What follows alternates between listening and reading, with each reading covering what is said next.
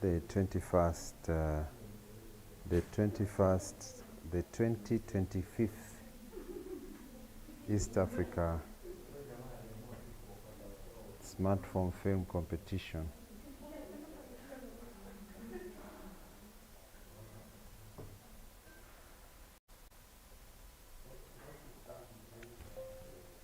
Smartphone Film Competition. Okay. Hamjambo.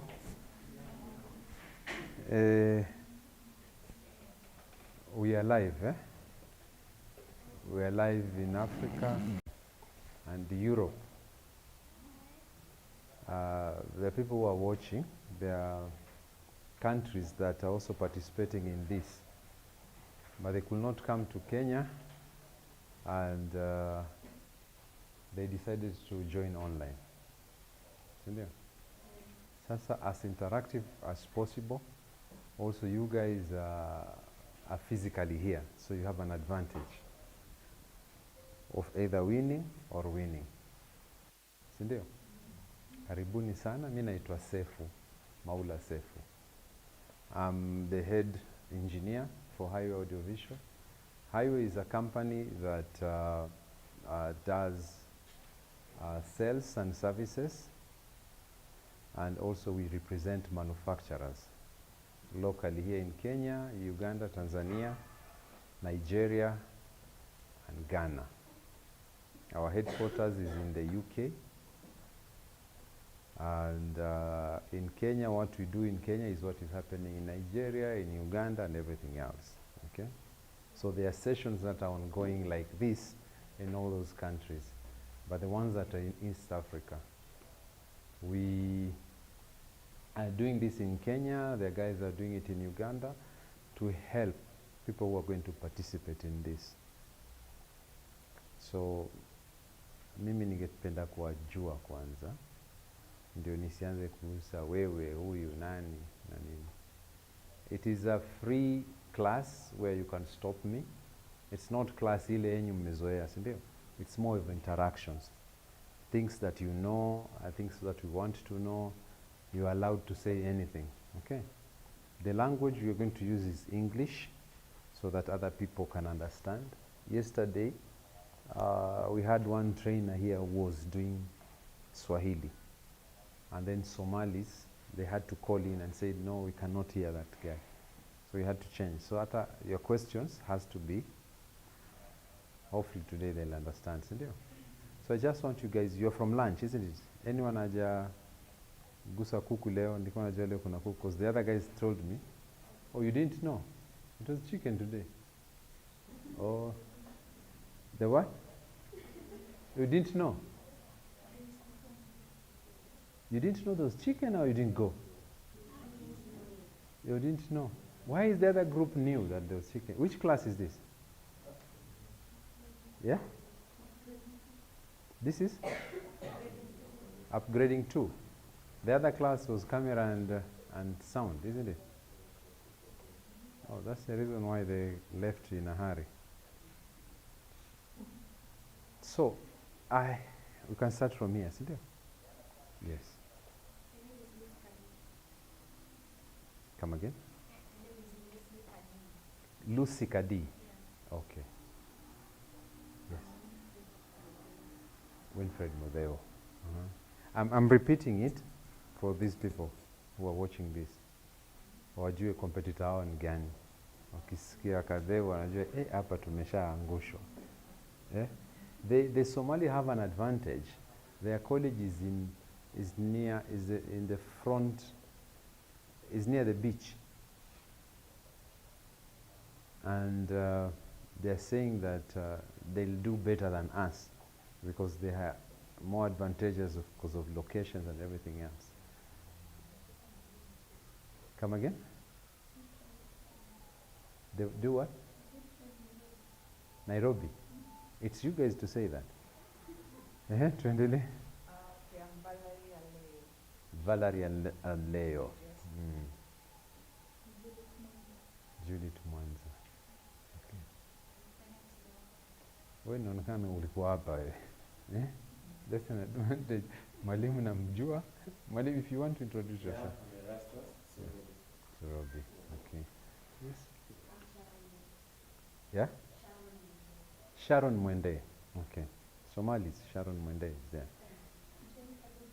Jane Karaoke. Yes. Yeah? Ian? Jerry. Njege. You do media? Okay, ongea kidogo. Nje here. Okay. Moses Mburu. Yes, sir. Tasi Ian. Cynthia Sharon. Yeah? Chano. Okay. Daisy Ngila. Agnes Mwasia. Gloria Chepto. Sawa, karibuni sana. So, before nianze, nafikiri ni mwalimu wenyu ndio atakuja hapa mbele. Yeah? Ataongea neno kidogo, nijue expectations zenyu ni gani. Why did you decide to come? Ndio. Kumaanisha kuna watu wengine hawakukuja, isn't it? They know what they are doing, isn't it? Now you guys know what you are doing. Yeah? So, mwalimu ataongea. I'm not going to talk much because the HOD did not tell me to come and represent and say anything. But I told the HOD that I want also to see and learn what the students are doing, because my time when I did the training at KIMC, it was some years back, 2005, and we're using pneumatic tapes. When I left, we were using DivCam tapes and such, but things have changed with time. We're using the SD cards, but again, also we've gone beyond that. So I remember when I was in KMC, as a student, we didn't have phones. I think towards our third year, that is when one student had a phone. But right now, it's like everybody can be able to do any production using your phone. So I don't want to be left behind. I want also just to get to catch up with what people are doing and what can I be able also to learn, because my years and their years, you're very digital, unlike me, so I have to catch up with you so that I can be able to learn. So we are here just to learn and to get to hands-on. We can be able to learn something we can be able to use. I think we are past those days. You learn, you expect to use the knowledge later on, but you are able to learn something and you're able to practically start using it so that you can be able to find your own space. The beauty with digital is you don't need to be employed in a given place. If you can identify what you can be able to do, and then you have people can be able to consume your content, you're good to go. I think I can stop there. Thank you so much, mwalimu. Karibu. Ametaja kitu wakati anaongea. Mwalimu, before you go. Yes. Amesema alikuwa anatumia tape inaitwaje? I just want to test if whatever I say also mtanisikiza. Amesema alikuwa anatumia tape inaitwa vipi? Yeah? At least you had something, si ndio? It's very interesting. Yeah? You guys are very lucky. Okay? As in, you found kwamba things have already been discovered. But times zake, he's here, isn't it? Yeah, time yake, even editing was something else. Yeah. As in, you do a real job, you're editing. Okay? I remember my first time when I came in, I was employed in a company that they were transferring the old footage to digital. Yeah. So my job was to repair that machine if it breaks down. There was no one who was repairing them. Yeah. Now the spare parts that used to break down, they're called graphite. Graphite is a material that was used to sense like a sensor. So ile graphite could not buy anywhere else, so we were using ile pencil. You have to break a pencil, and then you use ile graphite ya katikati. So that's what you used to replace so that the machine continue working. And I've never seen so many pencils in my life. Like mwenyewe alikuwa ananunua pencils anazileta zikawapo, hizo ndo spare parts. You have to break into pieces and then you use it to repair the machine. Now editing those were real tapes. The machine, you have to, one side is a tape, then you pull it na mkono, you take it to another reel, and then you start rewinding them na mkono yako. Umeelewa? Then you put it on and then it starts. Where you want to edit, you take scissors. It's nice. Scissors. So nataka kuedit hapa. Cut. Okay. And then unaiweka alafu unaunganisha na tape. Yeah. Sasa hiyo ndio nika effect. Yeah. Tape. That was what editing is. I remember even when we were doing, when we were recording, before the tapes, we were using the Nagra machine. We were using the Nagra machine before the tapes, the cassette, the audio cassette, we were using the Nagra machine. So the Nagra machine was very big. I think you can be able to see them there. It was very big, and then you record, and then when you're coming to edit, you slice. You slice. Yes. You're seeing where the video is. You see where the video is. See, even this one, when you cut, isn't it? See you mark in and mark out. Mark in. So you only cut once. You mark in 10 times. Yeah? Hii makasi ikienda na umekata ile footage, na you cannot go back to record it. Yeah? Do you understand? But it was fun, isn't it? So my job was to repair those machines. I didn't understand what these guys were doing. Like, why do you have to cut with that? Because I didn't even know there is a blade or there is a razor in softwares, because they were not there. Do you understand? So you guys are lucky. I'll keep on saying that. You're lucky. There are countries that do not have this technology. They're still there. They're here in Africa.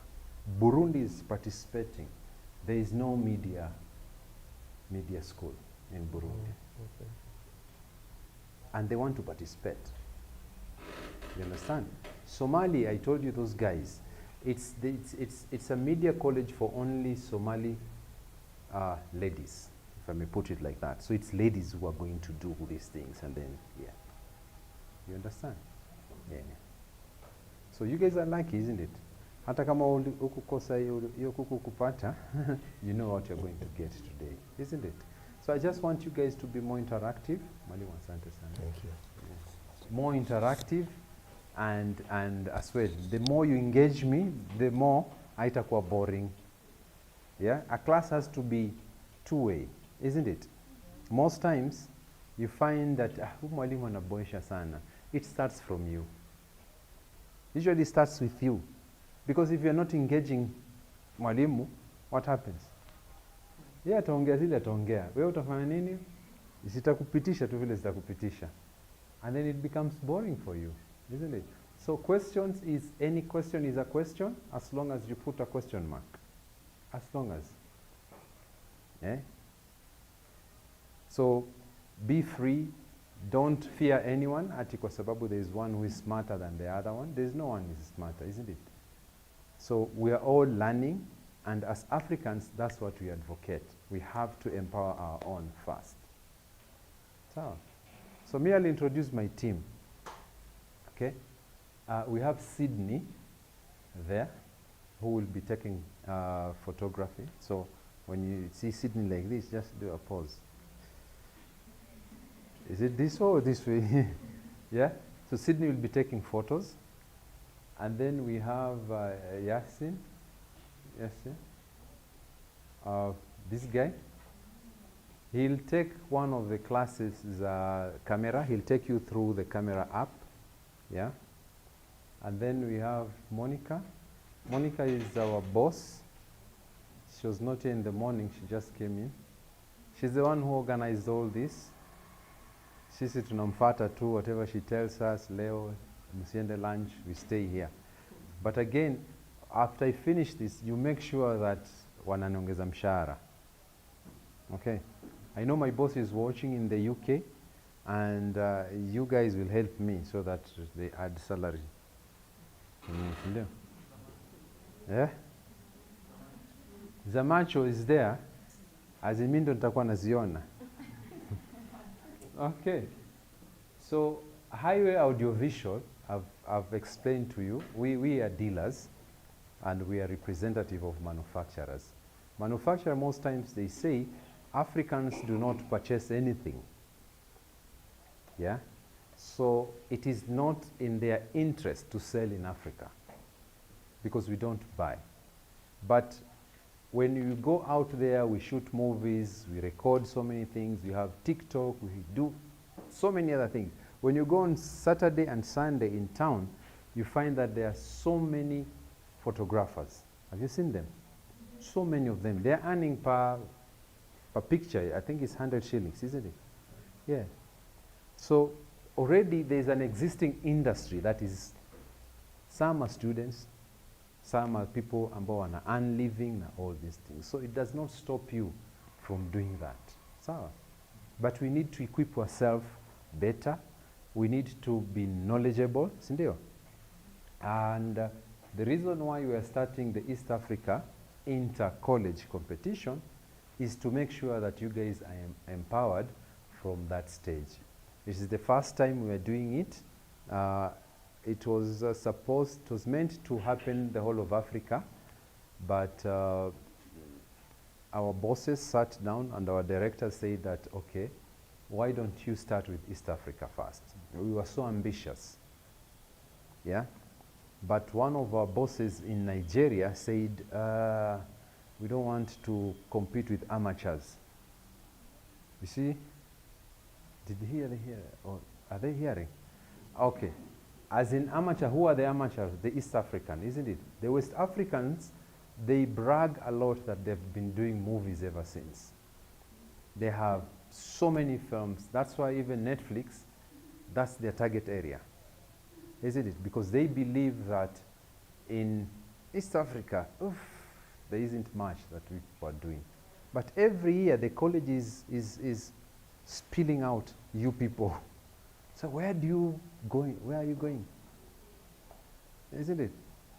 So are you all third years, yeah? So it means that you only have these times, ndio? After this time, then mwalimu ataachana na nyinyi, or else nyinyi mtarudi mfunze.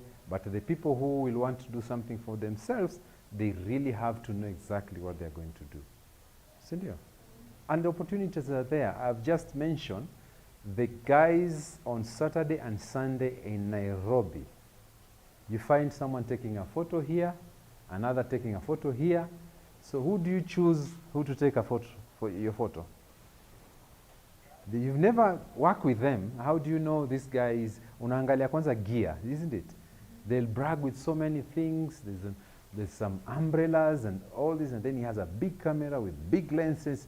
You'll know that that's a professional, sindio? Utaenda, atakupatia place ya kupose. Most one chini ya mti.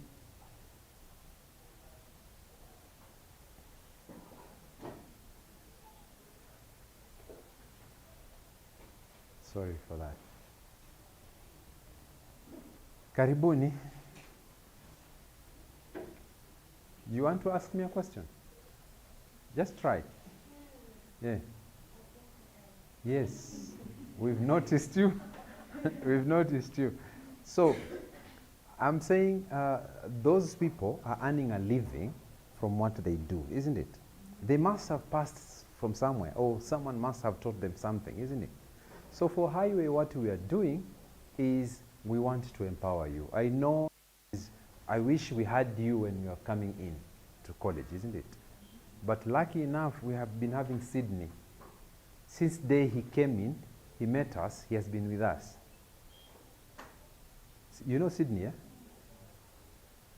Sydney, but he doesn't tell you that he's earning. You understand? He comes there as a student, but again, you understand? So, ya macho iko hapo. Yeah? So, Highway are the organizers of the film competition. We thought it necessary so that people can start learning new things. Every day there's a new trend, there's a new technology that is coming in, but it is whose task to tell people that this, you go to TikTok, you find so many things that have come in, even a new filter, isn't it? There's a filter for doing one, there's a filter, but people do this. But only us Africans ndio watu tunakuwa na uchoyo. If I know something, you'll never know. I'll continue doing it mpaka the day whereby it becomes obsolete. That's why I tell you, I used to use that. Umeelewa? So it's high time we come together and empower ourselves. So the film competition is free entry, is one that now the college has to do the application for you guys, because we have so many colleges that have applied, and the college does the application so that you can justify these are real students, and then afterwards you decide on how you bring it out. What we say is that there is an application called Blackmagic Camera app. It's available both on iOS and Android that you need to download on your phone, yeah? And then you use that application as your camera. It's as simple as that. You download, you use that as your camera. If you go on TikTok as well, search Blackmagic Camera app. So many people are using it. Yeah? They're saying that it gives them a good quality image, blah, blah, blah, blah, blah, blah. So I've given you a secret as well. If you are a TikTok person, shoot on Blackmagic. Don't use your normal camera. Okay? Next is the application for editing. The application for editing is called DaVinci Resolve. Okay? That's what we use. So I'm so sure you guys are used to Final Cut, na Premiere Pro, isn't it? Yeah? But now we are introducing this. We are actually making sure that you guys use this so that you learn something new, isn't it? Even though you're using Final Cut or you're using Premiere Pro, it doesn't mean that you can't use something else, isn't it? So the competition also requires you to have DaVinci Resolve, which today someone will take you through on how it works to make it easy. So I'm hoping by the time you guys leave, all of you will be able to take a camera, record, and take the footage into DaVinci, edit, do color, do everything, and then everyone is happy, isn't it? The application is free, DaVinci is free. Okay? The application is free, DaVinci is free. The only limitation is a specific phone.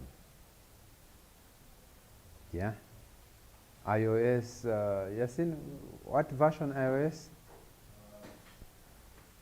For iOS is Version 16? and Yes. for Android is from 13. Yes, so your phone has to be at least mpya kidogo. Mbona hiyo mmefurahia? Hata mimi sijui ni simu gani ni version 16, lakini if you test it, it will tell you it's able to do it or you won't be able to do it. But again, at least you know something. That's the most important thing, isn't it? There are those who will be able to have it, there are those who won't be able to have. Now, DaVinci works on PC, okay? It's not like CapCut. Yeah? You know CapCut, eh? Yeah, CapCut. I like that name because it bounces. So DaVinci works on a Windows machine, okay? Or Mac machine, iMac, or a Linux machine. So 3 machines, eh? They can, if you have those, again, sometimes laptop zetu ama machine ambazo tuko nazo sometimes. So you need a good machine ikiwa na graphics mzuri so that you can use it. But all this information is on the website, okay? All right. So, yes, sir. You mentioned something about Blackmagic camera. App. Yes. Yes. Yes. So Yes.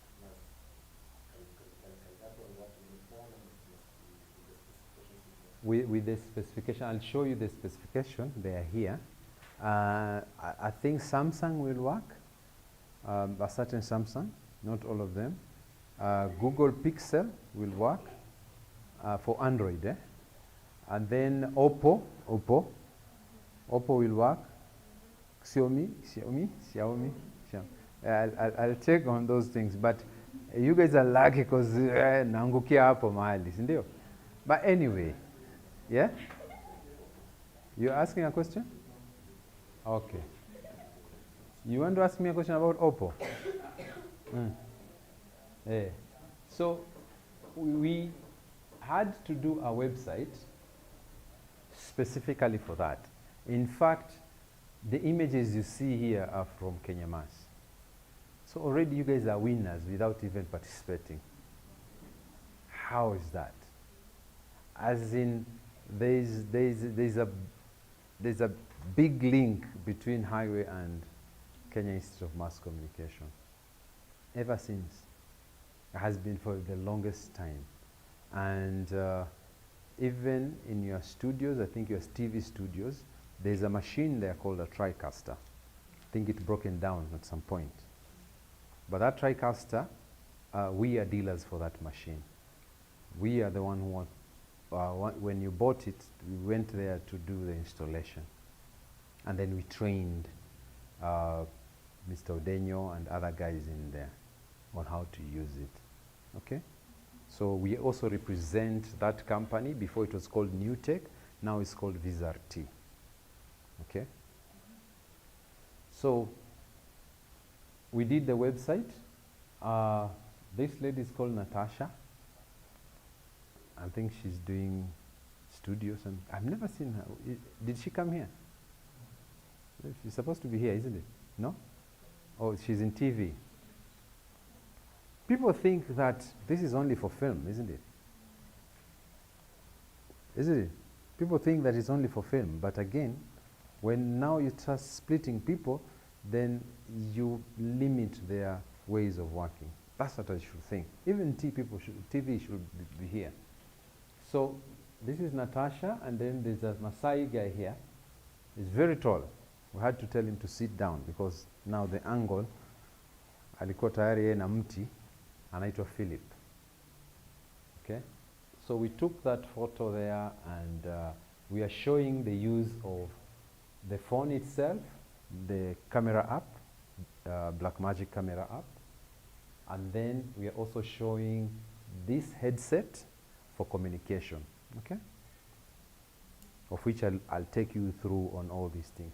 This and this stand and the camera app, those are the sponsors for this event.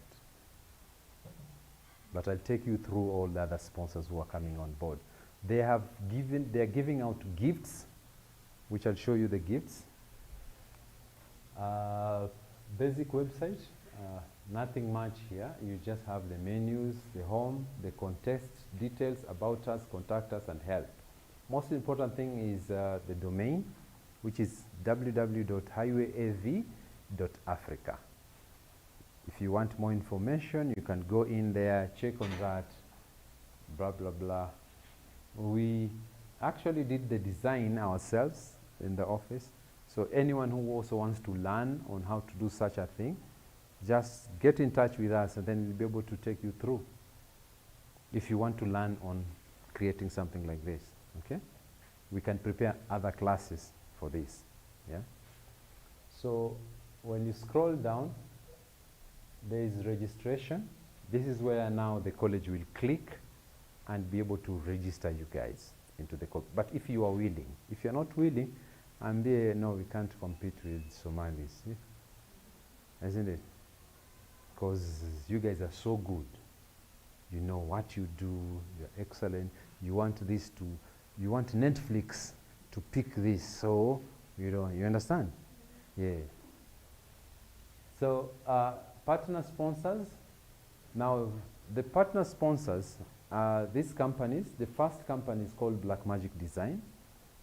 Blackmagic Design are the makers of these cameras that you see in here. They make cameras for TV, they make camera for film, and they also make video switchers, okay? But now touching based on film, they make hardware, something like this for doing color grading. So we have hardware, and then we have another one, this one, for editing, okay? It's called Speed Editor. So when you have this, you edit fast. Just click, click, click, shortcuts, everything is finished. And then there is another keyboard like this. We didn't bring it. It went somewhere, and then it will be brought back. But there's a keyboard specifically for editing, where you don't even need to remember the shortcuts. Control C, Control B, Control back, all those things, they'll be on the keyboard. So you just press, press, press, press, and you go. Does it make us being slow or dumb or working faster, isn't it? You want to say something? Yeah, makes work faster. Yeah, so that's what it is. So Blackmagic are the ones who make that. They make products for TV and film. Okay. They are based in Australia, and we became dealers for Blackmagic 25 years ago. We have been supporting that product. Okay. So any new thing that comes in, we're the first people to know, and then we are supposed to share it with everyone else. Okay. Then the next company is called Holyland. Holyland, they are a manufacturer of wireless video systems. Yeah, like right now, this camera is on a wireless video system. Something like this. Have you guys seen it? I don't know if I'll disconnect it or what. Have you seen it? Somewhere. Mostly in church. Why do they use this in church? I'll tell you. I'll tell you why they use it in church. Because sometimes when they build a church, they forget that they'll do live streaming in the church. So they don't put provision of cables and everything else. So what they do is they have a camera there, and then they have to put a cable. Most times those cables were tripping people. You're concentrating in prayers, and then cable imekushika mguu umeanguka, people watafikiri huyu the spirit so they remove those cables and then put these wireless transmitters. So there is a transmitter, and then there is a receiver on the other end. So that video, it can go to even a kilometer. Okay? In film, we use them with the director's screen. You have a director, seated somewhere, and ana watch screen kwa kivuli. Wewe camera person, uko kwa jua, unachukua hizo, and then tena anakuharas, anakuambia sijui nini. Kuna terms wanatumia zinaumiza. Me, I cannot survive there. I'll rather be better than that director and go and edit. Because editing means nitapewa room iko na air condition. I don't know if that's the case, but I'm just saying. Yeah? Dispenser ya maji. Ile unakanyaga na mguu tu hivi na jaza. Kando iko na juice na nini. That's work ya editors, ndio? So Holyland make those wireless transmission. They also make microphones, wireless, like this. Yeah, people call them something. What do you call these microphones? You put them here. Lapel. Why are you calling them lapel? Yeah. Why? This is a nice question. Yeah. Why is that microphone called a lapel microphone? It has two names. Is Lavalier or lapel? Why are you saying yes? Oh, the two names. You are agreeing. So why are they calling lapel? Anyone? This is not part of the competition, so I think they'll mute my audio there so that Somalis don't see this. Okay? Yeah? It's called a lapel because this part of a collar, where the coat slips like this, is called a lapel. That's why they call it a lapel. Because, again, you can even put it in your head. You don't have to put it there, isn't it? But this is the closest place whereby it will capture sound vizuri, and it's not, you understand? So they called it lapel. So that one, mwalimu ametoka hapa. That one, you ask him. Okay. Have you ever reversed roles? And you see what happens? Yeah? You bring all your lecturers here, and then we start asking them questions. Yeah. Danish. You want Danish? When can we do that revenge? When you guys are finished kabisa, you've done your exams and everything else, then we do it. As in, it's payback time, isn't it? Yeah? But after the results, isn't it? Let's get the results first, and then we ask for an after party, and then, okay. So that's Holyland, okay? The next is, you guys can read from there. Headbox. Headbox, they make power supplies, which are batteries. Only make batteries. Batteries for different cameras. Batteries, do you have a battery here? Yes, they make this kind of a battery. They make so many depending on which camera you're going to use. You guys have seen this? Yeah? What do you call this? It's not a power bank. But what type is it? Yeah. There is a hint here. Look at this. Inaitwa V what? Yeah, that's the hint. This looks like letter V, isn't it? Uh-huh. You say what? You can see me? Can you see me? You can? Okay. Can you see this? Okay. It's V what? V?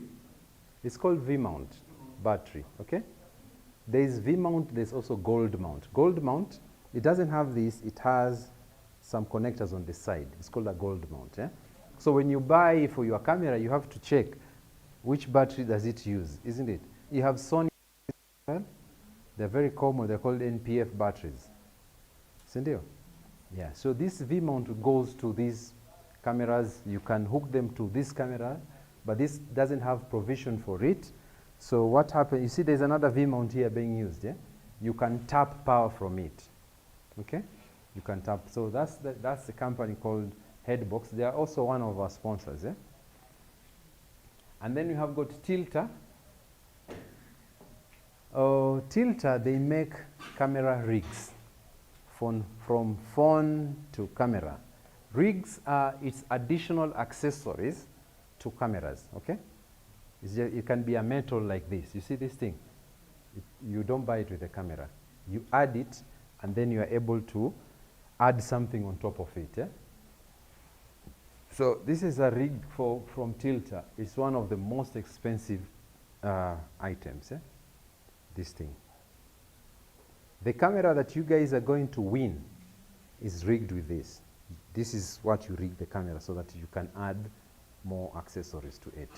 So the camera just comes in here, and then you think you hold like this, and then you brag, something like that.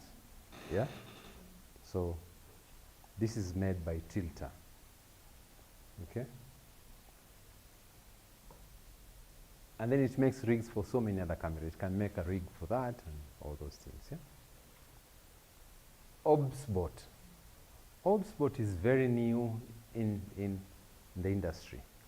They make cameras, but these they make webcams. If you're a person who does online meetings and everything else, I don't know if it's here, but I think it will be brought before you guys go so that you see it. These are AI cameras. They are very intelligent. They're not human. It's here. Okay. Thank you. Now this is OBSBot camera. This is how it looks like. Okay, that's the lens and everything else. I'm saying intelligent. It's an AI camera. It can do tracking, as in, you know, it has the functionality of panning, and then it has, this is panning, this is panning, and then it can also tilt, and then digitally it can zoom in and out. So with this camera, I can only give it gestures. If I wanted to start recording, because you can put a card here, the micro SD card, and it has a battery, so you can just power it without, I can actually walk with it.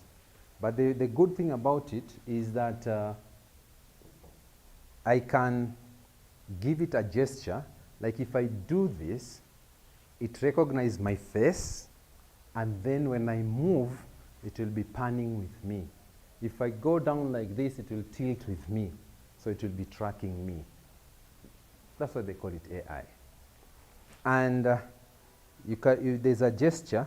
When you do it like this, it starts recording.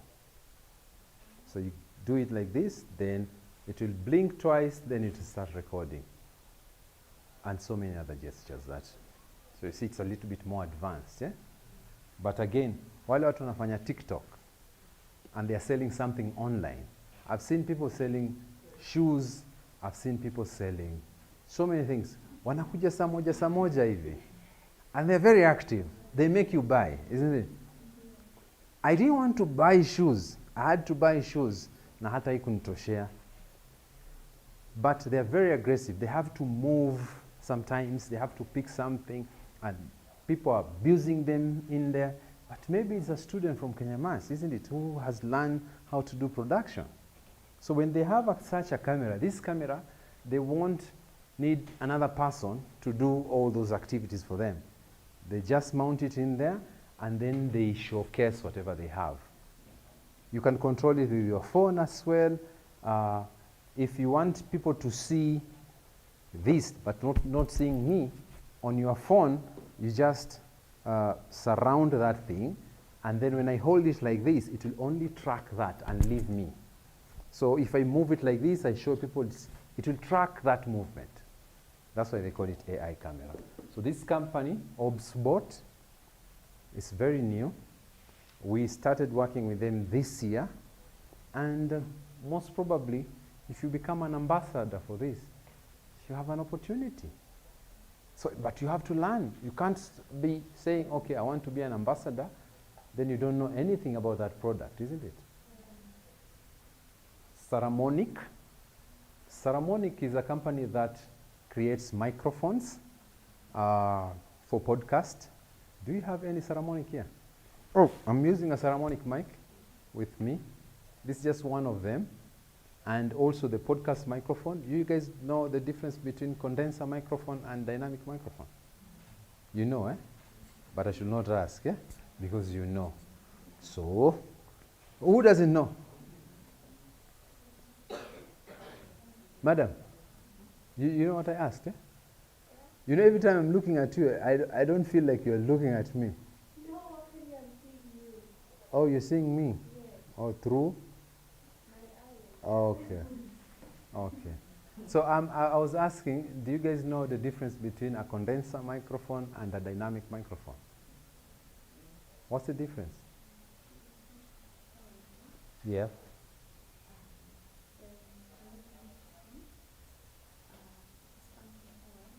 Yes. But I should not ask you what phantom is, eh? I should not ask you. Why whispering? Yes, that's the difference, is it? One is powered, the other one is magnetic. Eh? It uses magnetic. It uses the power of sound to be able to generate electricity. When you push your voice towards it, it moves a certain thing there called a diaphragm, and then that diaphragm because it's attached to a coil. That coil, it cuts through a magnetic field and then it generates electricity. This electricity, because of fluctuation and everything, goes into amplification, and then from the amplification it gets into a speaker. The speaker does the opposite. It converts that energy into sound energy. Sindio? As simple as that. Umeelewa? I'm sorry I was not supposed to talk about this. But I like this class because I feel like everyone is looking at me. Yeah? So that's why I'm supposed to take only 30 minutes. Saramonic, they make those kind of microphones.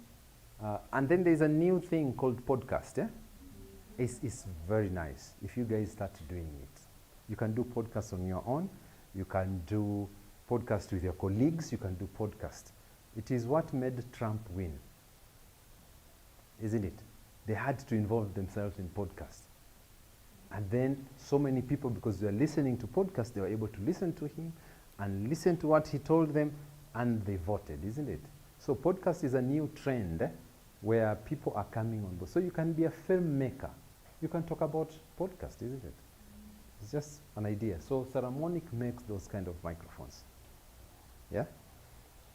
Next is EarTech, like that. EarTech is a talkback system, okay? A communication. During film, you need to communicate. During production, you need to communicate. So this company make those communication systems. I think it's a bag that has a tool for communication. Who has done a production in church? Anyone? You're not church members, yeah? Huh? Have you ever been participating in the media for church? Have you seen them in church? Yes. A camera guy in church? Vile wanajisikia? You can't, they are close to the pastor, I'm telling you. Those people, because the pastor knows them, isn't it? So, what do we call this? Yeah? A headphone. What? A website. We say talkback. Okay. But you know its name, eh? This is a headset, isn't it? It is, there are few pieces here. This is a 4-pack.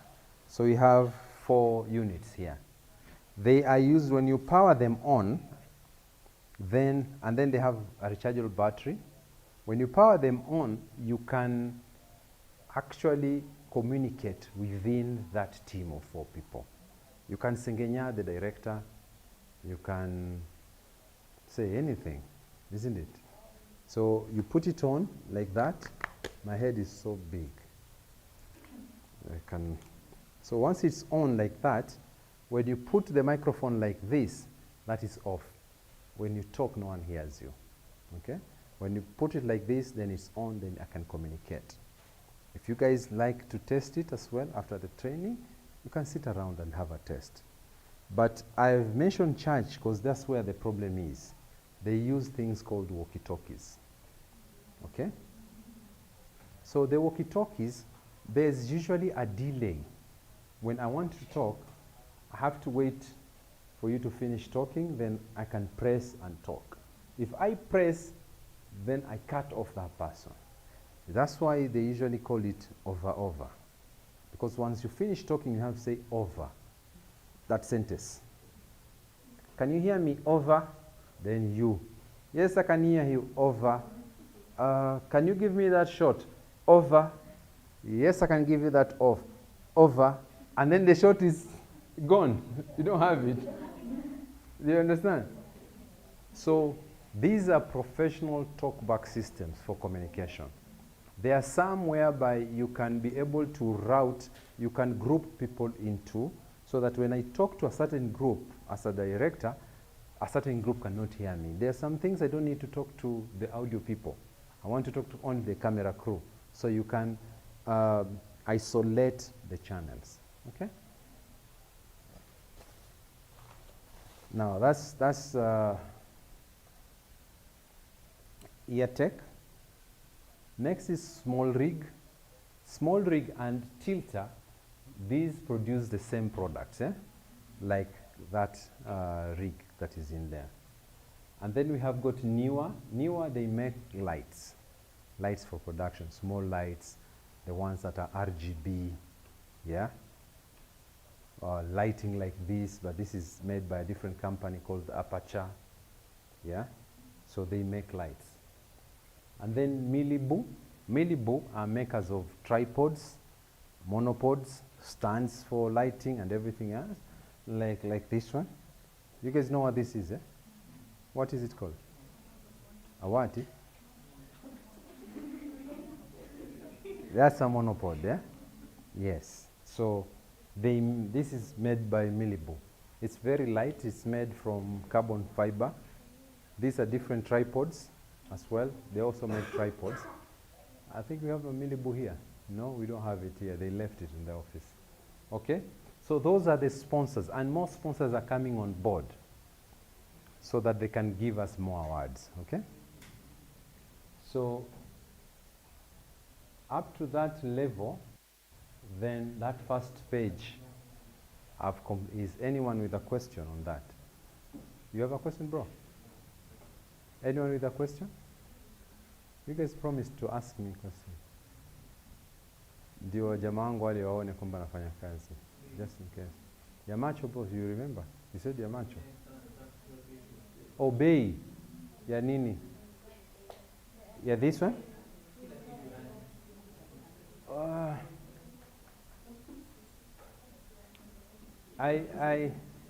Is it possible for you to come to our office? Our office is in upper ground, where we have the shop. We have a shop down there. Yes, in the same building. Yeah, this place is called Experience Center. Is where we do our trainings. But the real office is down there. We have a studio there. If you want to see our studio, to come and see a studio, yes, it's free of charge. Yeah? So the first page, then the contest details. This is another page. This thing is very important, what I'm taking you through, because you get to understand what it entails. So that even if you guys are registered, you're able to know this. But again, at your own free time, you can read through. So on the contest details, it'll take 56 days before the judges now take over this thing. Yeah? So we are remaining with 56 days, 8 hours and some minutes. Still counting, even right now it's counting. And all the information is in there. We have a calendar of events. At the moment we are on this stage where we are conducting workshops for people to understand what is these things that these people are asking us to do, isn't it? We met in our morning class, we had a boy who has been using DaVinci. He was very confident with it, okay? So we are doing this, and then registration closes on 22nd, and then the shooting starts until the 6th of June, okay? Before we start awarding people. We have judges that are coming on board, yeah? These are not real judges, but we'll replace them with real judges with time. So every time you check, unajua ni judge gani utaenda kumhonga, they'll be there. But we're trying as much as possible not to, because we know Kenya Institute of Mass Communication, they have to win. No, they don't have to win. They deserve to win. No, they don't deserve to win. They have to do it, isn't it? They have to prove themselves, isn't it? Yeah. So we have judges, and also we have mentors, the people who are in the industry. So we are remaining with 2. These 2 are Kenyans, and again, their pages are down there. If you want to go check on them, if you want to ask them questions, they're expecting questions as much as possible. And when you have a network, let me give you guys the secret of getting jobs. You only need to create a network. a network that will help you, a network in the industry that you are in. Get to know them. Most people don't give out numbers, isn't it? But it doesn't stop you from asking, isn't it? Can I have your number? I won't disturb you. I won't ask for, I only ask for this information. That's how you ask people. They'll be able to give, okay? So that is that, and then the most other important page is called help, okay? On the help, this is where so many questions that are being asked, they are posted here for people to understand. Other people do not understand. You see, okay, this question is very important. Let us post it there, okay? So on the help page, we have got the story types, what story types that we require. They're all there. And also it gives you examples of how to do it. If you don't have an idea, then it can be a starting point. And then on the next tab, there's eligibility. Who is eligible to participate? As long as you are a student in a college, that college is registered on the specific country. We have got Kenya, Uganda, Tanzania, Rwanda, Burundi, South Sudan, Somalia, Ethiopia, Eritrea, and Djibouti as the East Africa. So all those colleges that are in there, the ones who are participating, okay? Hakuna huruma. And then we have guidelines, how to submit. We have awards. This is also very important. What type of awards are we getting, isn't it? So prize one, the first place is, there's a camera that is being given out, and some audio equipment from Saramonic. So those are, you guys can see, eh? I should read. We have camera, and then we have audio equipment. Well, on your free time, you can go and check it. Our total value is $2,090, eh? And then second prize, third prize, fourth prize, up to fifth prize. So we have to award 6 colleges. And as time moves on, all other manufacturers are coming in to add on the pricing. They are the ones who say that, okay, put this here, put this here, put this here, okay? Next is judging criteria, which is also very important. They will judge based on percentage, eh? And those are the criteria, okay? So when you have time, highwayav.africa, www.highwayav.africa is the domain that you guys need to check, and then you'll be able to check all these items. Yeah? And then we have got terms and conditions, and then the fonts that you can use. For iOS, they've specified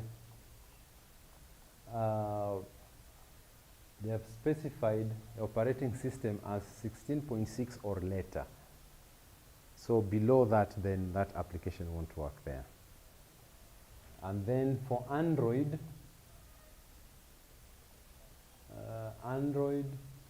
they have given also the specification for which Android phone at the bottom. For which Android phone, which is Android 13 or later, and the supported devices, Samsung Galaxy, Google Pixel, OnePlus,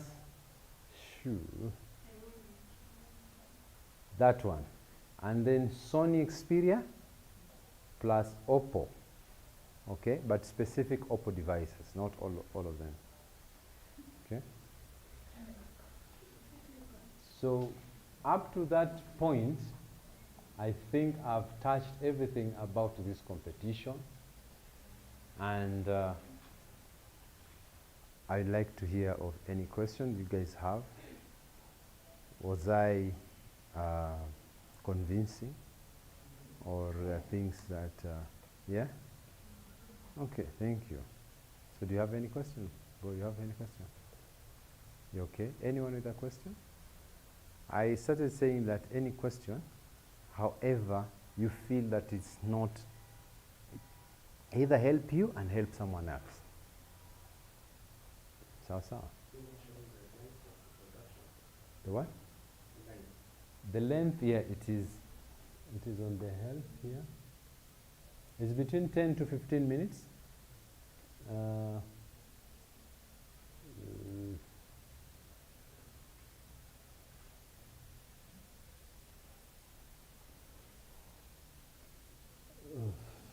Very tight. It's between 10 to 15. I think it is somewhere here.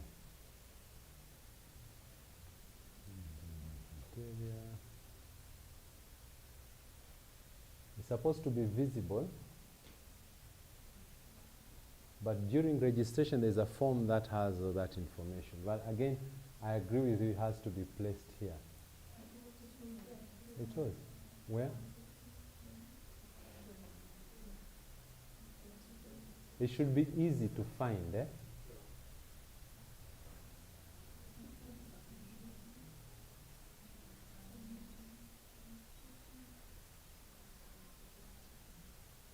It should be easy to find. I'll make sure they have it. It's between 10 to 15 minutes. And it's not restricted to any number of people. You can act a drama or something with 100 people. Everyone participates, isn't it? But I'll make sure that they have that in there. Any other question? Yes.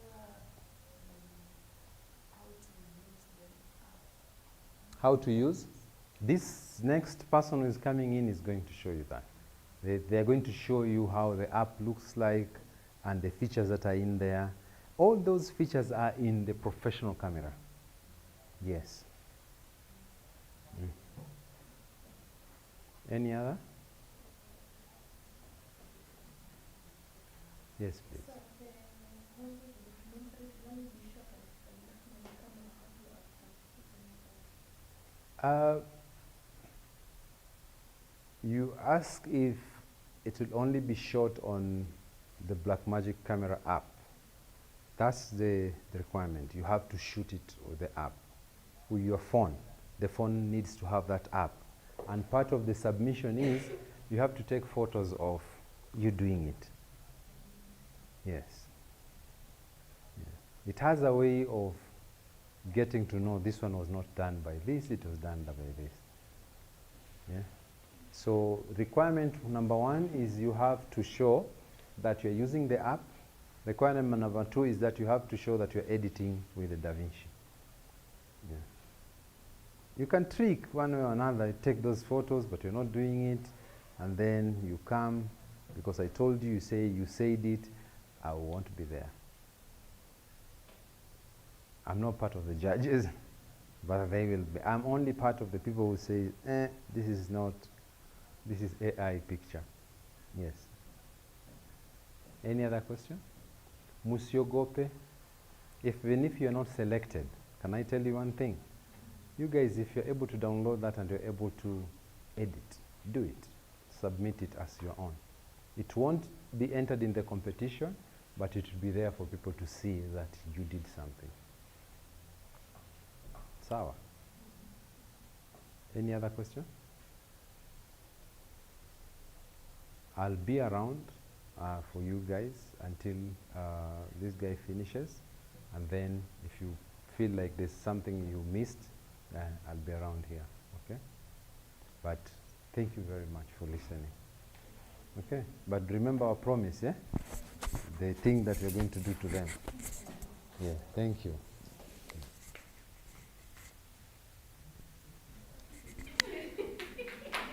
Oh, that was mine or his?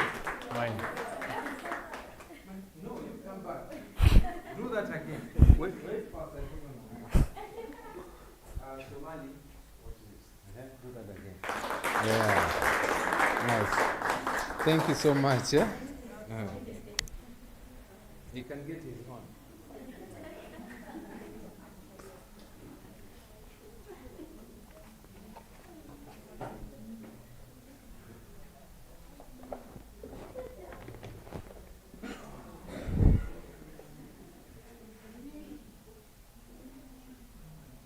Was it boring?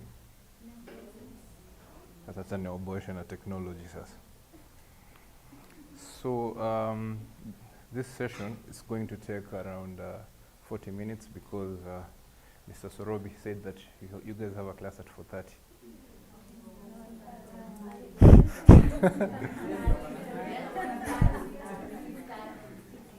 Okay, so first, the way he has explained, he says that the camera app only works with phones, let's say the Android phone that has version 13 and above. So if you want to know if your phone is compatible with that app, you just go to setting, accessibility, software, then you'll see. You can just do it. Then you can try downloading it, all of us. If you have an iPhone, just search. Okay, very good.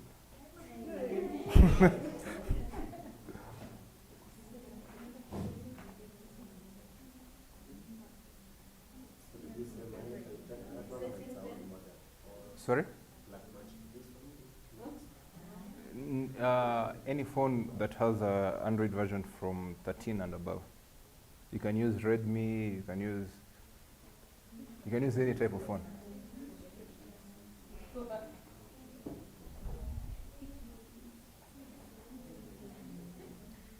Have you found it? Setting, about software. It's the last option. Have you seen it?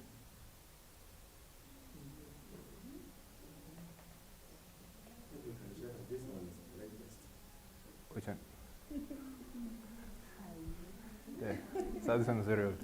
Yeah? It's very old. So it can't. You can't update it further. Yes, it's the latest, yes. It's very advanced.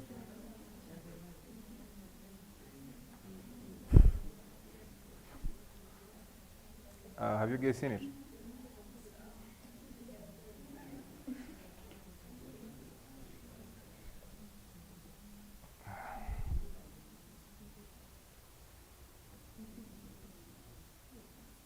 Is this an iPhone?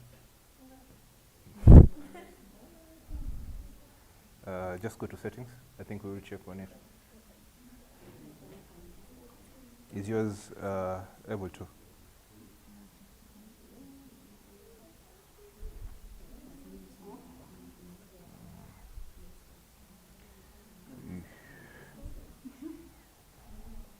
Just search here, write software.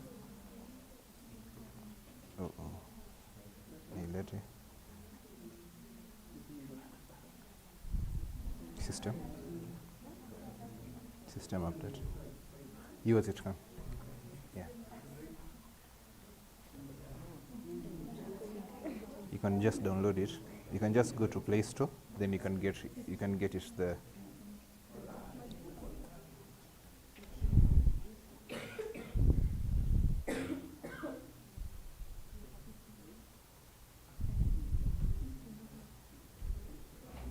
Do you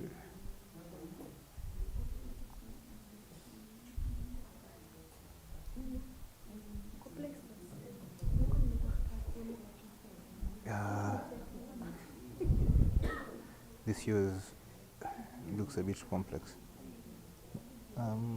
Where do you update your software? Software update. Where is it? Where's the about phone? Yeah, here. Storage and reversion. Yes, yours can. So any phone with an Android version. Yeah. Android version 14. Okay, I don't know, but I'll check on this after this. Yeah. So how many of you have downloaded the app? Because I can't cast my phone here. It has a blue icon, just like Instagram, but it's a camera. Nope. So this one.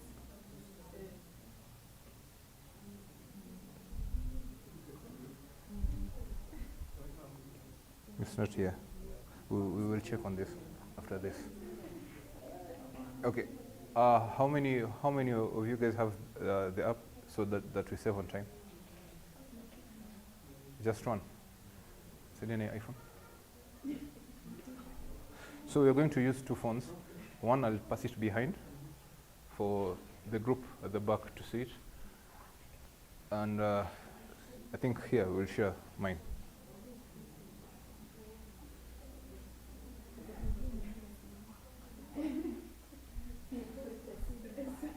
So you will use that one for this group. So pass it back.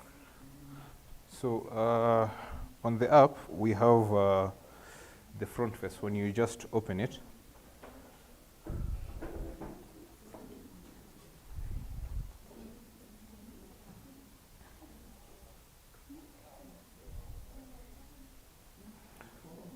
so this is the front face of the app. It looks like this.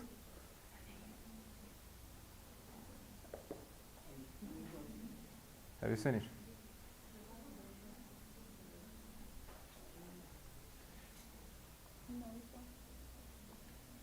So this is the front face.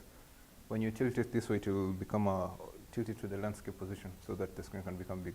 So you see on the left, far left, top far left, we have the lens button or icon. When you press it, it brings you an option on the right, just near the record option. You have the 14mm, 24mm front and front 2. So this one, it depends with the type of phone that you have. Some phones have up to 5 lenses. So if you have 5 lenses, each lens has its focal length. So it will select depending on the type of phone that you're using. Let's say you're using an S25 Ultra. You'll realize that S25 Ultra can zoom up to 100 times. So the lens will show up here on this. So you can have those options. So the lens part depends on the phone. It's not constant to every type of phone. It varies. Next, we have the FPS. What does FPS mean? Frames per second. When you click it or press it, it starts from 24 frames up to 60 frames. Are we together on that? Then we have the shutter. What is a shutter? This class, it's for Gen Zs. It's not a lecture. You can just explain. Anyone? Shutter? Yes.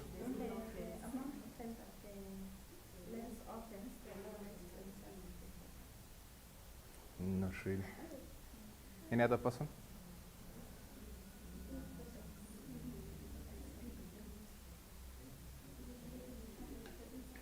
Sorry?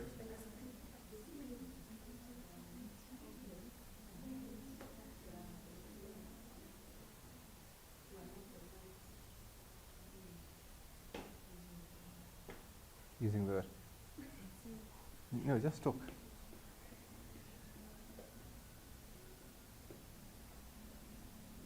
It's the opening of the iris. It's just like your eyes. When you do like this, the shutter it's closed. It's a bit closed. When you open it wide, the shutter is open. So you're allowing more light to enter your eyes. Yeah, that's the simple explanation that I can give. Then after that, we have the iris. Who knows what an iris is? Temperature? Yeah. Say it loudly so that the people in the back can hear.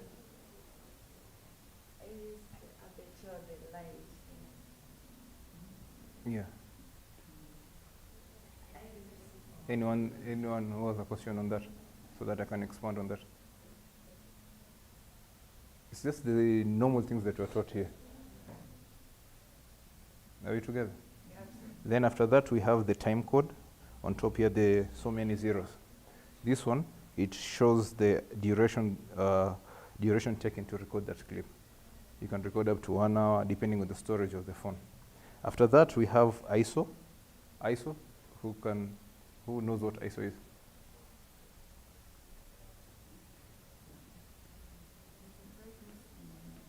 No, ISO, it's the sensitivity of the sensor to light. Understood?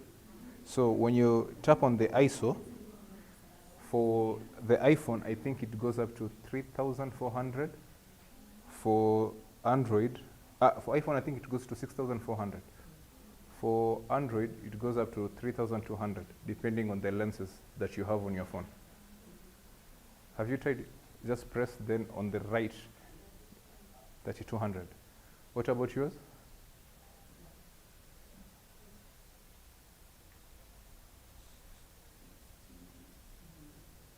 $69.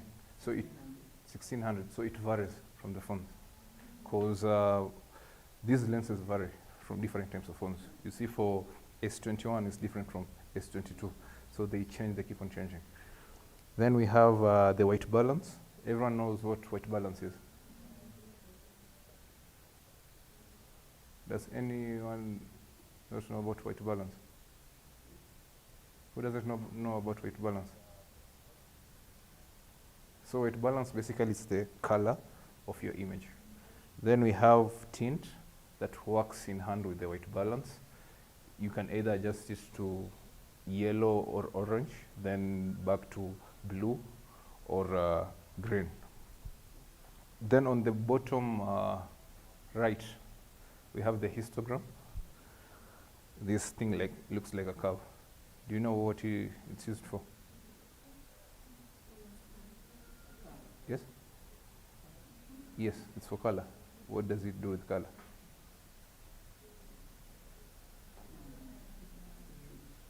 Yes, it's to gauge the colors. If you see the reds are too high, you can try to reduce. If the blues are too high, the greens. You understood? After that, we have this icon here where it shows the storage used. When you start recording, when you just press record, it will turn into red. That indicates that now you're recording. When you stop it, it will turn into blue. So hata ukienda shoot na hujui kama umefanya record, angalia tu hapo. Hiyo ni indicator moja pia. Tutaona zingine as we go by. Then after that we have the audio meter, where we can see our audio levels and all. And if you want to adjust, we can adjust from here. For iPhones, I don't know if it has that feature. You can just check on that iPhone and the other one. It has, where you can adjust and yes. Does that have? Okay. Okay. We are done with the front part. Now we go to the far right. We have the first icon here that looks like a rectangle with another broken rectangle inside, where we have our zebras. You know what zebras are? What does zebras do?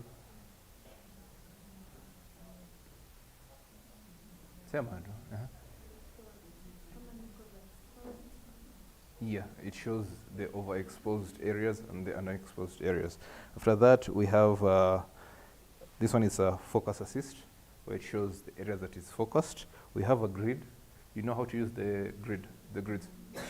We have the safe area marking, and we have the color correction, the one that shows reds. If your image is it's not focused, it will show you. Yeah. After that, we have the auto button, where you can just decide to go all auto. You don't need to set anything. The phone will do everything for you. Below it, we have the exposure button, where you can either increase or decrease it. We have the record button.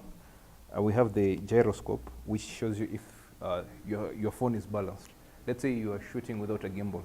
So you can just click it, and it will show you the areas if it is balanced or not. It will be changing with you. It's like a line. I understand you guys use C100. It has something like that. Have you ever seen it? Yeah. So it's just the same thing. Then we have the zoom in. You can either zoom in with this button, like this. It's not moving. Like this. Or you can use your two fingers, like zooming in a picture. After that, we have this bin here. It's the last icon from that list. Have you seen it? After this zoom option.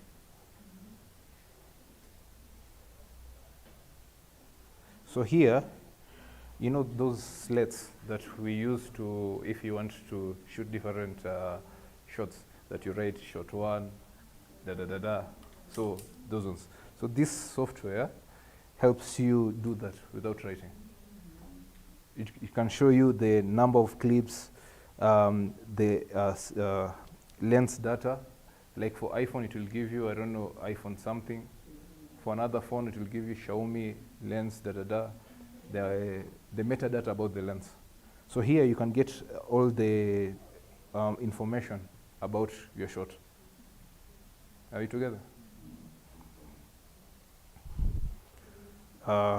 Then we are done with that. Then there is the 4 options. We have camera, media, chart, and setting. So we're going to do media first. Media, here is where it's your bin, where all your footages are saved.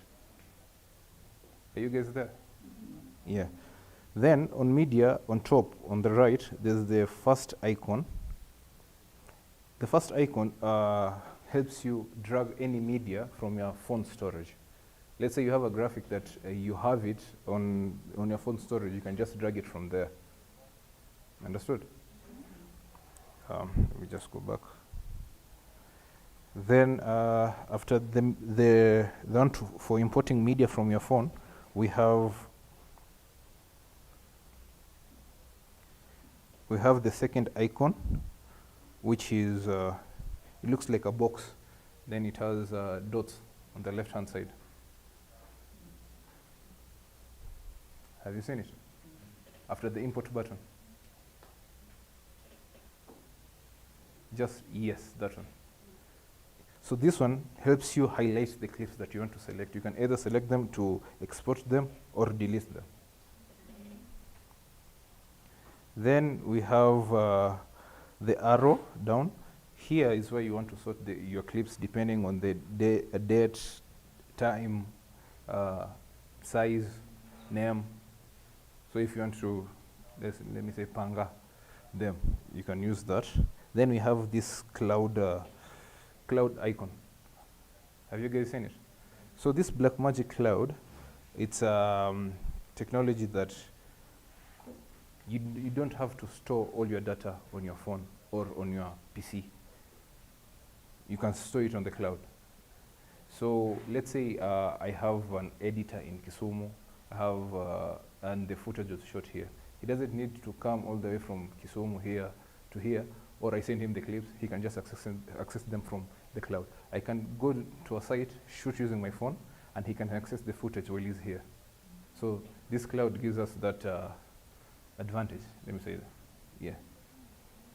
Understood? Then we have, I think we're done with media. After that, we're going to the chart. This chart, it's linked with the cloud where the crew can communicate. Let's say tumeenda shoot Diani, tusha shoot na mtu audio anaishi Uganda. Kama ako na this account, he can just communicate hapa na sisi sote tutajua what was going on. Ni kama WhatsApp group. We can all chat here. Kila kitu, everything about the shoot, you can just dump it here. Understood? Then we have the setting. For setting, we have these menus here. Kuna record, camera, audio, monitor, media, alerts, presets, accessories, remote control, Blackmagic Cloud, reset, and about. So let's start with the first one, record. We have codecs. Who knows what codecs mean? Yeah.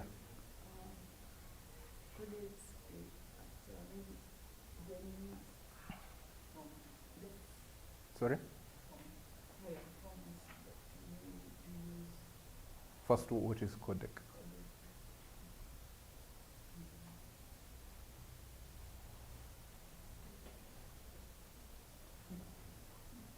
What is codec? So codec in full is coding and decoding. Kwa pevi nasoma hapo kuna yoga, kuna sender, coding, hivyo mpaka inakuja inafika decoding, then kwa receiver.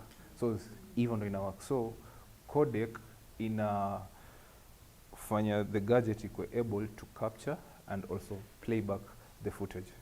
Because let's say you're going to shoot with this camera and you shoot using 4K. Some of the TVs don't take that. So the camera, the software, will decode it in order for you to be able to play it back, because the file will be too big. Understood?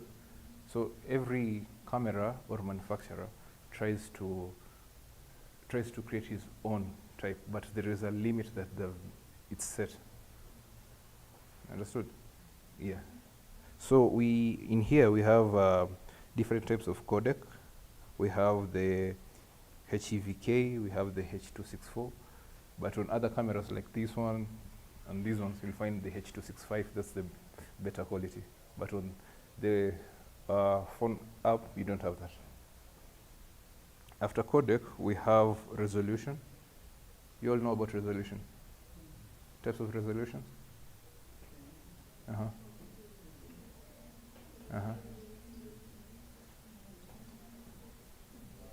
Get it again?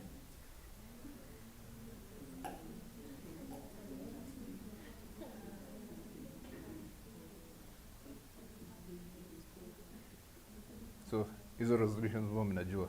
So hapa you can select what resolution to shoot, but this one depends with the type of phone that you're using. Some phones cannot shoot up to 4K, but for this one it can. Sijui kama iPhone yako inaweza 4K. Yeye uko?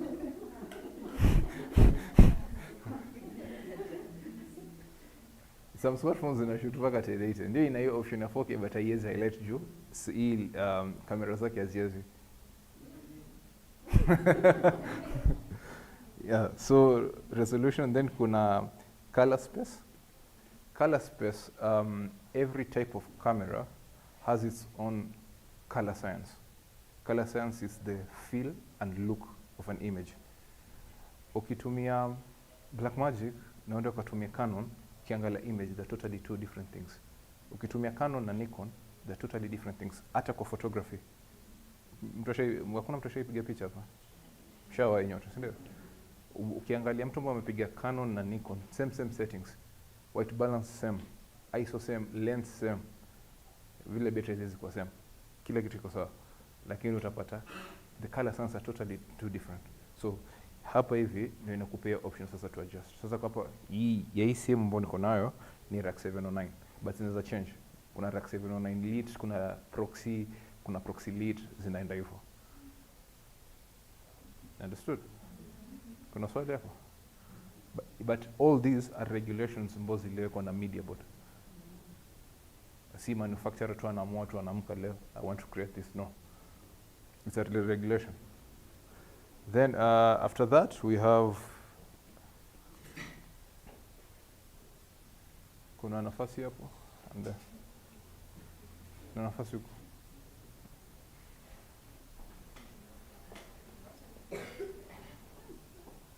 Sasa I think nyiwe wili mtafuatia session nyingine online, but I don't understand what was going on. Then after that tuna time code display ambayo iko na record run na TOD, time of day. Record run, it displays the whole time umerecord ama the whole period of the shoot. Time of day kwa clip yako itaonyesha the day that you shot it. Kama ni leo ni 20, leo ni 19th, itaonyesha leo 19th at this time kama tutafanya shoot sahi. Kama ndio tutakuwa tumeselect. So ina depend na preference ya producer ama director. No. Another thing, hii yote hii iko pia kwa hapa. Kwa hii iko kwa hile, iko kwa hile, nyingine haijaletwa. So ni tu walichukua tu software ambayo iko hapo ndani wakaleta tu kwa simu. That's what they did. Sorry? No wonder some phones can't support. Can't. Okay, tukifika kwa hiyo point waga kuna kama umeisikia Huawei wamekuwa kikuwa na tussle na Google. So Huawei waka develop operating system yao. So unapata wanapaka wao hawatumii Play Store. Wao wana yao inaitwa Huawei Store. So unapata pia hiyo pia inachangia for these softwares. Developer, yes, he can develop software for any type of phone, but sasa the owners of the company kama Samsung, wao ndo decision makers. So kuna time lapse record. Who knows about time lapse record? Okay, what is time lapse? Anyone? Hii session yangu join online, tunaweza sema time lapse, all time lapse. Madam in orange. Footage being what? Be audible, please. Huh? What's time lapse? Yeah. On speed. Hapana. Sasa wewe unaelezea practically. Hizo mlifundishwa hivyo? Msorobi ndo alifundisha hivyo?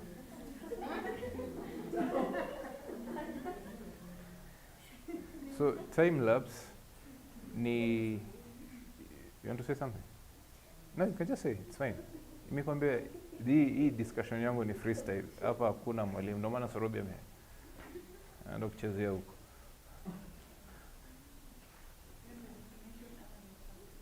Definition of time lapse. Labda kuna mtu labda ile.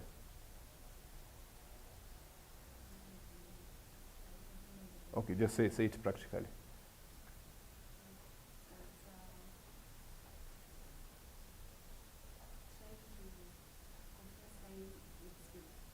Yeah, that's it.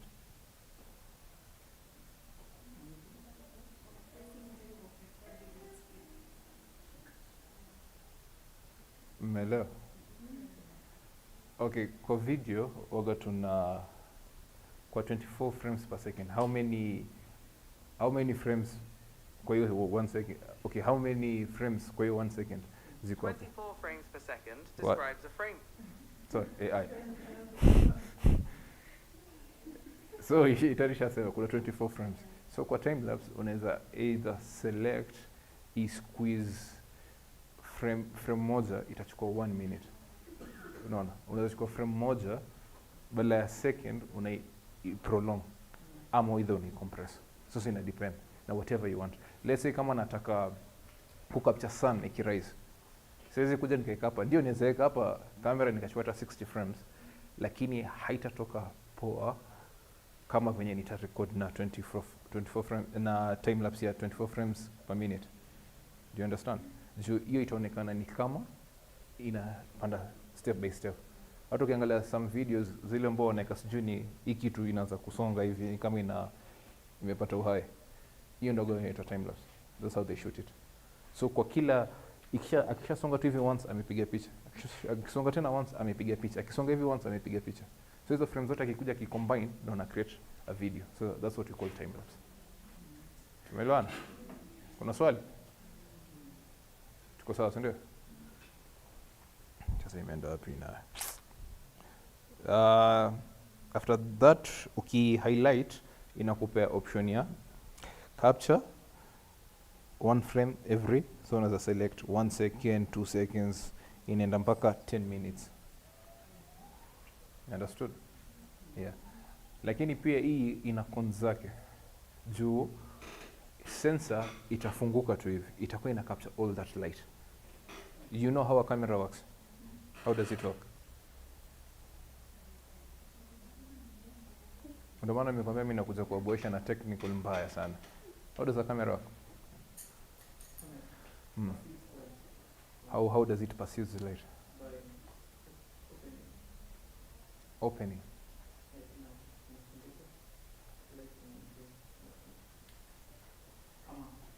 So pana ndio unajaribu kuelekea where it's supposed to be. So camera kitu kwanza inahitaji light ndio kuweza kuproduce. So light ina bounce kwa object inakuja venye sisi venye tunaona. Sasa hii light inakuja ina bounce kwa sura yako na inarudi kwa macho yangu, sasa na process kama wewe. Unaona? So camera ina the same way. So light inaenda na bounce kwa object, inakuja ina land kwa sensor. So mnajua camera sensor venye inakaa, the box thing ina land hapo. Then your camera sensor sasa kuna kitu inaitwa pixels ndani yake. Ndio unajua sifai kwenda hapo, but acha tu naeleza. There's something called pixels. Hizo pixels zina interpret kila light, ina ability ya kusoma hii ni light gani, hii ni light gani, alafu ina create image. So that's how a camera works. Either photography, videography, gani camera, CCTV, zina all hivyo tu, hakuna njia nyingine. Na maana mtu atasema sijui CCTV inaona usiku, hapana. Kuna kitu inaitwa infrared, hiyo bado ni light, ina emit light, ina bounce kwa subject, inarudi. Tumeelewana? So kwa hii capture one frame for every ukika 10 minutes, yamaanisha sensor imefunguka, haijajifunga juu, lazima ifunguke na ifunguke ndo ikisha capture light kidogo ina process. Ukiacha hivyo light mingi ikiingia ikijaa, ni kama sasa uchukue macho yako ufungue hivi mbele ya light, itakuchoma. Sasa hivyo ndio inawaka. Utakuwa unaona tu white. Ama sometimes unasikia mtu amepigwa ngumi ame blackout. Anaona tu white. Hivyo ndio inakuwa. Anaona white ama black. After that kuna option inasema if media drops frame. Option ya kwanza ni either alert ama stop recording. Could drop frame, let's say una shoot na 60 frames. Alafu kwa hii software something happens out of your control. Tuseme tu software yetu i-crash. So either itakuwa alert before ifanye hivyo, juu frames inaanza drop tu kidogo kuja 59.99. Ikisha drop tu hivyo, either iko alert ama iache kurecord. So the best option ni uache tu iko alert. For instance, uko live stream. Juu live hauta si kama film, unaweza rudi tena useme ati film naweza rudia nika reshoot na nini. Live stream ni hivyo kama imeenda. So it's better iko alert kuliko iache kurecord. Juu kiacha kurecord hutapata tena that portion. Unaelewana? Yeah. I think nani ana any question about your tab ya record? Any questions? If you're okay, we can proceed.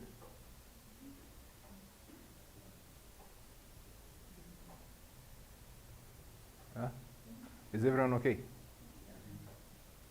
Then we go to camera. Camera, the first option you have enable vertical video. Vertical video are those videos that you see on TikTok, Instagram, the YouTube, wanaita reels, but it's not reels. Shorts, yes. The YouTube shorts. The videos most zinakaa hivi. Mtu anaweza niambia ni resolution gani by gani? Me? Hiyo portrait ni resolution gani?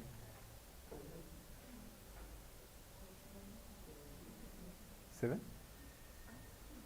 No, just say it. Hapana.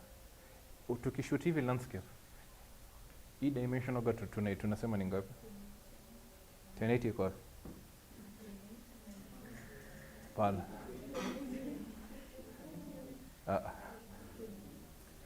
Hivi ni 1080. Hivi ni 1920. 20. Ikiko hivi 1920. Hivi ni 1080. Sasa hiyo kitu mbona unasema it's called aspect ratio. This one. 16:9. Is that what you're saying? Yeah. So for this software kuna enable vertical video. So if you go back to camera, then do this. You see it may squeeze this image here. You're not getting the full view of it. So inamaanisha sasa kuna details zingine itabidi zimekatwa. Unaona? There are some details both got left out. So if I want to shoot on portrait mode, I'll just go to settings, camera, enable vertical video. Then I'll just turn it on, then go back to camera.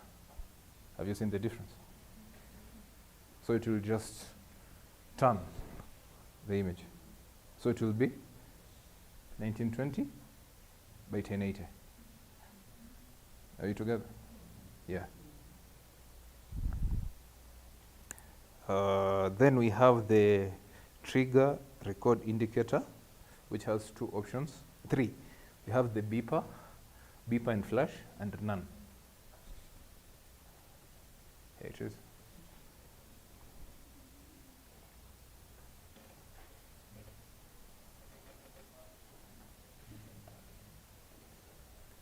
Beeper is that sound. So if you just press it, then go to camera, then start recording, that sound, that's a beeper. Then let's put beeper and flash. Then we go back to camera. Then we do it again. You see the flash turns on. So it's an indicator that we have started recording. It's like for cameras, there's always a red button somewhere, a red light that will turn on when you press record. So it's just the same thing. Then we have use volume button to trigger record. You know what that means? Eh? Tuko salama ama? Then we have a lock white balance on record. So this one, lock white balance on record. So locking white balance helps you in, let's say you're shooting outside, then cloud ipite mbele ya sun. So unaona temperature ita change kidogo. So hii software, without it, it will automatically change the white balance. Lakini ukiweka hivyo, ita stick to the white balance ambao ulikuwa kwa message. Tumeelewana? Ama nimeenda mbio sana? Yeah. So hiyo ndo kazi yake. Then we have while recording, swipe right to dim screen. So kama una hitilafu ya macho, una swipe on the right, then ita dim your screen so that you can see. Ama kama uko mahali mwangaza ni mingi, you can do that. Then we have shutter measurement. Shutter measurement, we have the speed and angle. So your speed, it's how fast you want it to open. So you can select that if you want to use that. Then there is angle. For film cameras, the sensor, it's straight. It's just positioned on a straight. But the software behind the camera, the film camera, adjusts the sensor areas where the light should bounce. So you can adjust it from 60 to 360. So it depends with what you want to shoot. And also that, it also adjusts the light, the amount of light that enters the camera. Let's say you're shooting outside, hauwezi weka 360. Utapata light itakuwa, image yako itakuwa overexposed. So itabidi zote remshe. So you select with whatever you have. But filmmakers wamerecommend sana watu watumie shutter speed na watumie angle, wasitumie the speed. Speed ni ya broadcasters, photographers, watu kama. After that, we have flicker-free shutter based on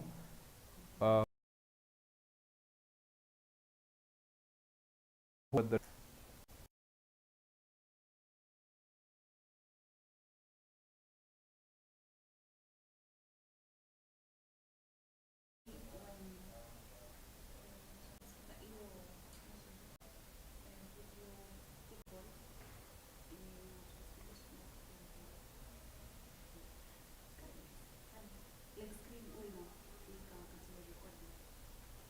Why does it flicker? Yeah, but for this one it's a totally different thing. But you're right. Sometimes it happens that way. For this, have you ever shot somewhere where there is light coming towards the lens, then you see black lines running from up to down or down to up? Ama kama unaenda tao, then une advert kwa billboard, ukichukua tu simu tu uweke tu hivi, alafu anza kufanya record, you'll see two lines tunapita hiyo. So you adjust the sensor iweze kumatch hiyo frequency mbo hiyo light ina move. So either unaweza increase or reduce. Tumeelewana? Sometimes unaona kwa movie wanaiweka, it's not a problem. Juu kwa film, sometimes in film some things are art. Unaweza pata mtu ana shoot from behind the person, ana shoot TV, utaona some lines going up and down. Yeah, so such things. So you can adjust it. Hapa kuna 50 Hz na 60 Hz. Depends na camera. Kama unatumia camera, inaweza panda mpaka 120 Hz. Tumeelewana? Then we have lens correction. All lenses have a defect. Zote from the manufacturer. Zote. Any type of lens waitaja zina hiyo defect too. So manufacturer wa cameras, they've come up with an idea of correcting that. That's why there's a lens correction. There's something called lens abrasion, where if you take a photo, unaona kwa mtu ndio kile kitu kwa sababu lighting kwa sababu unaona huku mtu ni kama ako smudged ama ni kama mafuta somehow imempaka. So when you put that, inajaribu kutoa such things. It's not your problem, ni shida tu ya lens. Na zote ziko hivyo. Juu ni glasses fixed. Tumeelewana? So if you're going to shoot using a phone, hii competition. So mmesema nyinyi ndo mnashinda. Mnashinda na hii stuff. Ensure tu hiyo kitu iko on. Itakusaidia. Tumeelewana? Any question? Am I too fast? Okay. Then we have reduced noise. Do you know nani ajua kuhusu noise in videography?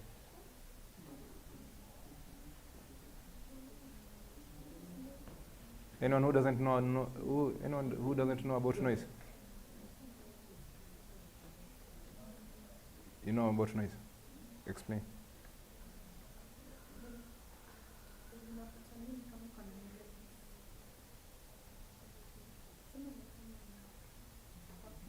Yes. Yes. Yeah, it's the small grains. So the software helps you reduce that. You can do it in post. Post is editing. You can do it there, but software tayari iko na inbuilt feature ya kureduce your noise. Umeelewana? Yeah.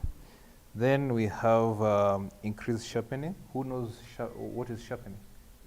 Kwa image. Sharpening, anyone?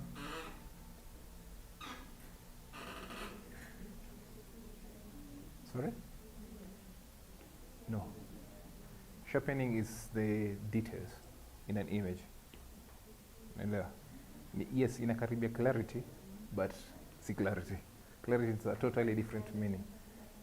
So it's just to increase the details in an image. So when it's turned on, it will increase the image for you, the details on the image for you. Understood? Then we have anamorphic discrete. What is anamorphic? Who knows about anamorphic? Have you ever heard about that?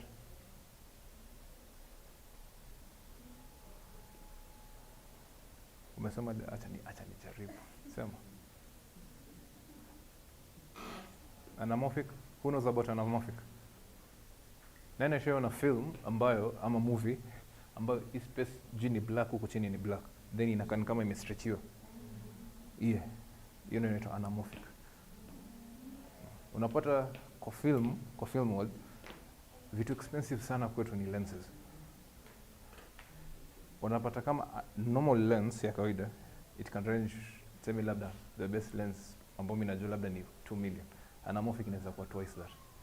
So hata ukiweka tu sahihi, then eka tu sahihi, tufanye tu practically, tuna hii camera inakaa hivi. Hii ni normal bila hiyo. You see how the image looks like? Watu wa iPhone huko nyuma?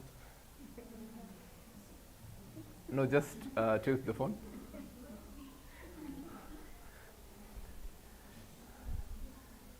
You see how the image looks like? Then let's go to settings. Tuko pamoja? Then we go to anamorphic. Then we have these values. Kuna 1:33 and 1:55. Let's put 1:33. Then we go back to camera.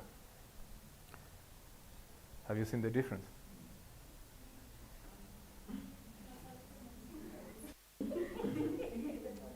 Have you guys seen the difference? This is none. This is none. Then this is 1:33.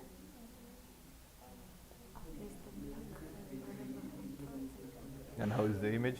Have you guys seen the difference? Hakuna difference. What's the difference?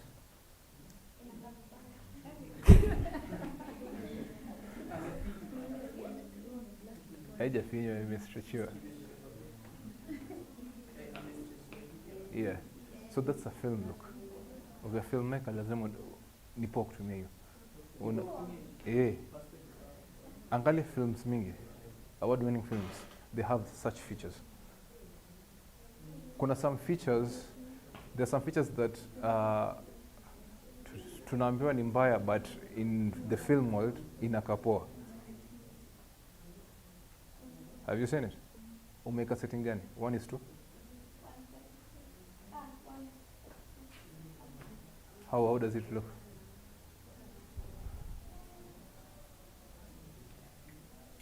So that's a film look.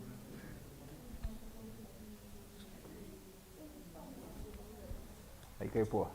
So you as a producer or director, you can just say, I don't want that. Me, I want the regular one.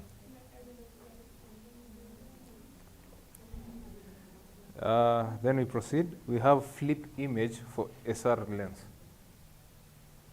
So let's say who has ever watched Matrix 1? The Matrix? You've watched it. There's a part where it's called what? The shot turns. People are running upside down. So you can do this when your phone is upright, like this. So when you turn it on, like this, you see, this is my footage now. It looks straight. Then let's just turn it on. Where is it? This one.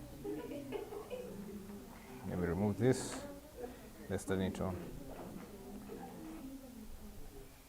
What happened? Yeah. So it will remain like this. Let's say I want to shoot. I want to shoot from a small space, and I want to tilt my camera. I can just do it like this, and tapata footage. Understood? So inakupea hiyo accessibility. Haikulimit, inakufanya limitless. Usiende field useme, no, I didn't have this, I didn't have this, I didn't have a gimbal, I didn't have what. So everything iko hapa. Tumesoma kuhusu gyroscope, how to balance. You can see if your shot is balanced or not. So this is another new feature. Understood? Then we have lock current orientation. Lock current orientation, let's say you've placed it on landscape, portrait. You can just lock it there. It won't tilt. Tumeelewana? After that, we have mirror front-facing camera. When you use this, you can change the type of camera that you want. You can use the front camera to shoot with. You can use the cameras from the back. So when you press mirror front-facing camera, you can do both at the same time. Yes. Let me just do it right now.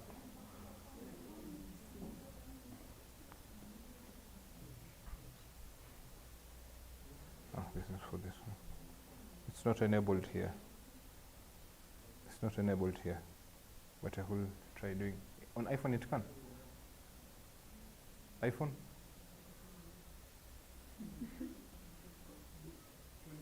Imekata iko enabled. Okay, but it's a feature that is there. Then we go to the audio. On the audio, we have audio. Si mnajua pia nyinyi mnafanya audio, si ndio? So tuna audio source ya kwanza. Audio source, you can select where your audio is coming from. Unaona hii kitu ambayo imelin, this one. Hii ni mixer kama ile ambayo iko pale nje. This one, but this is for a phone. So you place your phone here, then you use this cable, una integrate, then hizi zinakuwa kama mic zako. Let's say you're doing a podcast and you have a guest. So unaweza kaa, hii ni mic yake, hii ni mic yako, camera yenu on wide, then mnafanya podcast. Na sound ni clear kama ile. I think the battery here is dead, but you can try it after this session. I can just show you. After this session, I'll just show you how it works.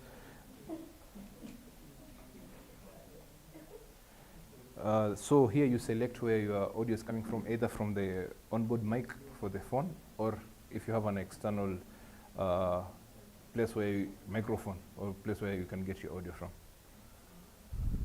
Then we have the phone microphone. I think iPhone has 3 microphones, the front, back, and bottom, something. So it depends with your phone. For Samsungs, we have 2 microphones, here and here. So you can select where your sound comes, which type of, which microphone you want your sound to come in from. Let's say you don't have all this, you just have your phone and you have to shoot. You can use the front, you can use the back. Understood? Kuna swali? Buda uko sawa? Then we have record audio as. There is mono, stereo. iPhone, I think, has 4 options. It has mono, stereo, mono, duo mono, and 4 channels. For Samsung, we only have 2.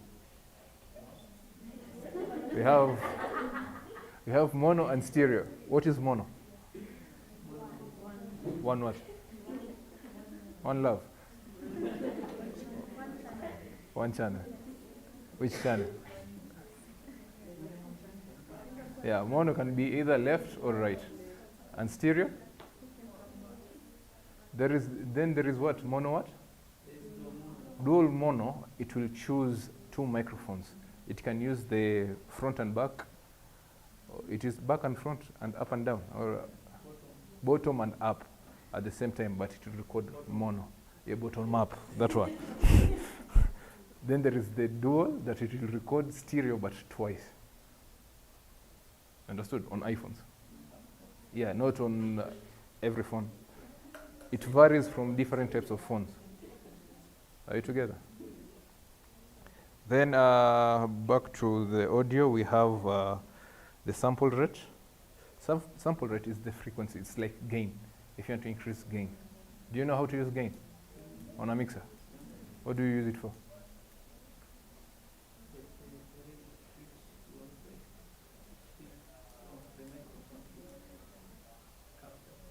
Madam, you're saying to increase the what? To increase the? To increase the sensitivity of the microphone. Yeah, that's how it works. Tuko pamoja?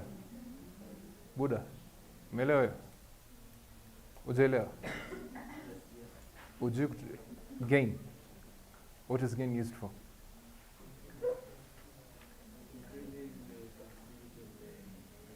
Yes. Back to here, then we have the audio metering. Mko hapo?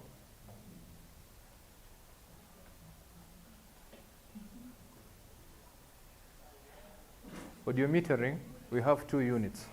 We have the VU and the PPM.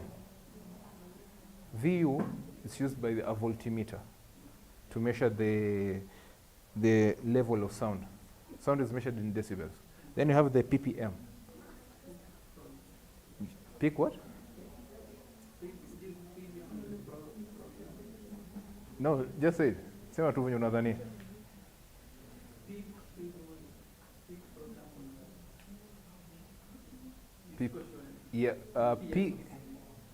PPM, it shows the okay, it's peak per meter. It shows the level, the highness of the of your audiograph. Kama ina peak sana itagonga juu, utajua okay, iko too much, I can reduce the gain. Tumeelewana? So kuna different varieties depending na sensitivity ya microphone yako. Are we together? Simulikubali nikuze niwaboeshe na hii story ya technical. Then we have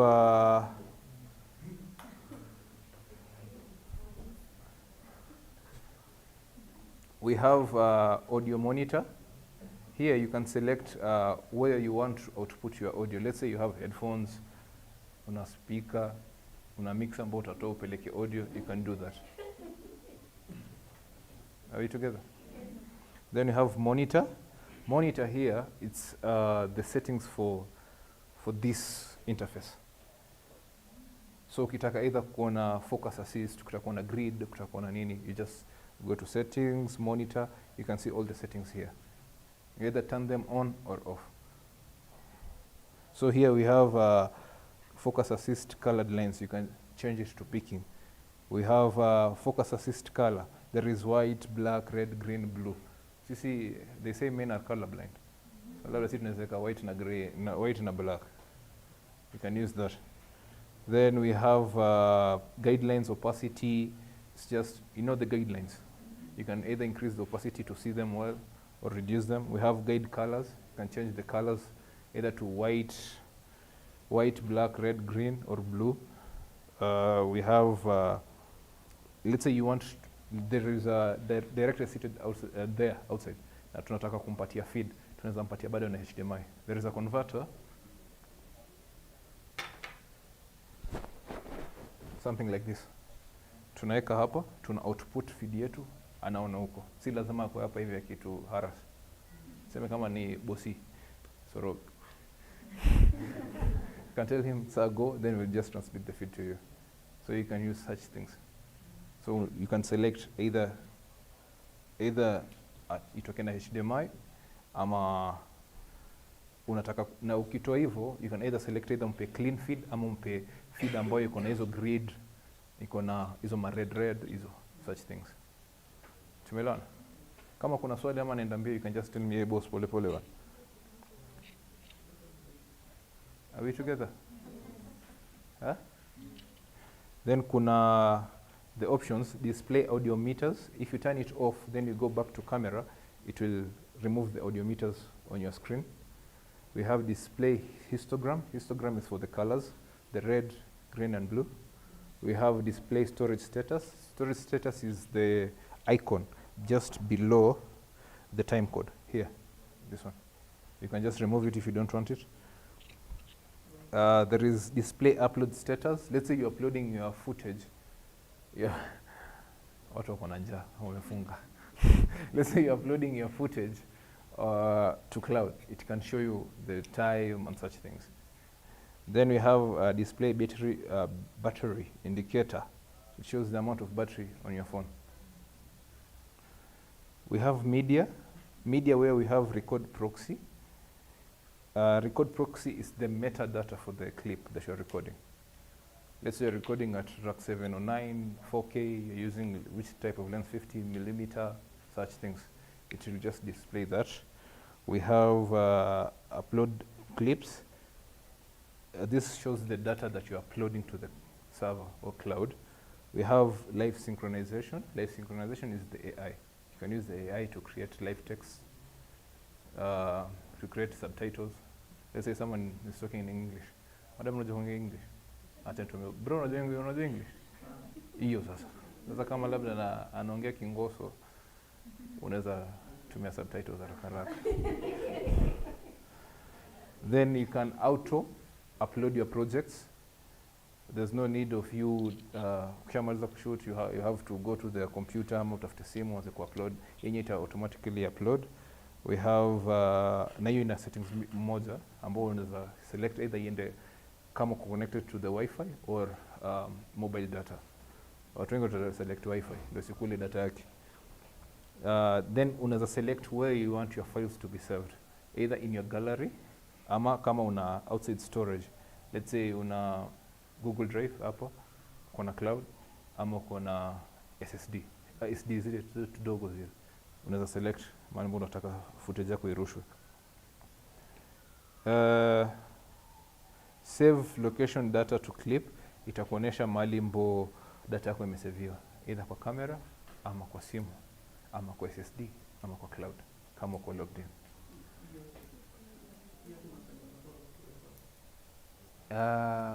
Mkianza kushoot, ukianza kushoot kama producer, usogo una list. Kwa hiyo list toga kuna nini? Taje tu haraka haraka, your time. In your list equipment, what do you write? SD. Sasa hiyo tayari usha include. Unajua nikishatoka kushoot I can go store it here. Yeah. So hii inakufanyia hiyo. Sema labda kuna SD card hapa ndani. Tudogo. Unaweka then ita store tu kwenye automatically. Haita store kwa simu, haita interfere na vitu zako za simu. Understood? Then kuna file name. Either unaweza select jina ama inaitwaje vile itajipia tu jina automatically from the phone. Then kuna kitu inaitwa LUTs. Anyone who knows about LUTs? Anyone? LUTs is in full inaitwa look up tables. Hiyo it helps us upande wa grading, color grading. Unajua color grading ama color correction? Samba una edit. Hutaki kufanya color grading. Hiyo ni shortcut, lakini si mzuri. Juu utashikwa. Na image yako either inaweza kuwa mbaya. Juu not everyone anaweza fanya ndio kuja tumia LUTs. So hapo kwa hii software unaweza shoot tayari hivyo. Kuna kitu inaitwa Blackmagic Raw. Kwa Canon I think ni flat, inaitwa flat. Ile image inakaa gray. Yeah, something like that. So unaweza shoot hiyo then ukuje weke two LUTs bila color grade. Then na bring out your image. Hiyo probably mkifollow the two sessions, the day 1 and day 2, you can see one of my colleague was showing people when your LUTs zinatumiwa. Tuko pamoja? Yeah. So for LUTs hapa we have two options. You can either import or export. So you can just design your own LUTs and import them to this software. Na pia unaweza itoa, let's say I'm moving from Samsung to iOS, naweza badi export huko. Are you together? Then LUTs we are done. Kuna presets. Let's say nataka nimeshoot scene leo na nataka kurejelea kesho. Na I had already placed settings zangu, white balance, lens, we have an ability to select the type of lens that we want to use. So na time imeisha.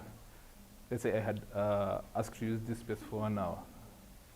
So I can save that preset. Kesho nikikuja in the morning, I can just use it na itarudi venye tu ilikuwa jana. So inakupea hiyo option bado. We have accessories. You can use Bluetooth to control it. Devices kama gani. Kuna hizi siku hizi kuna Bluetooth keyboards unaweza tumia hiyo.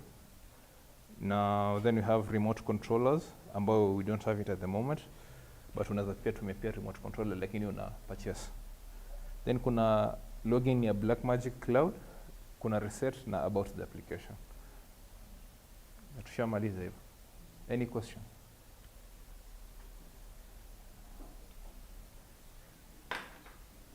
Kuna mtu anakuwa na swali? Yoyote tu. Yes.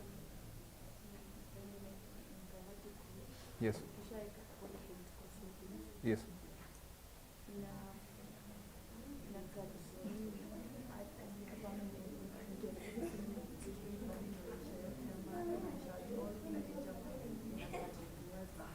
Okay, ka vertical portrait. So ameuliza swali hapa na probably labda mtataka kuisikia. Juu probably labda mtatumia huko baadaye. Excuse. Ameuliza swali. Uliza tena, but louder. Usiniulize mimi, uliza everyone.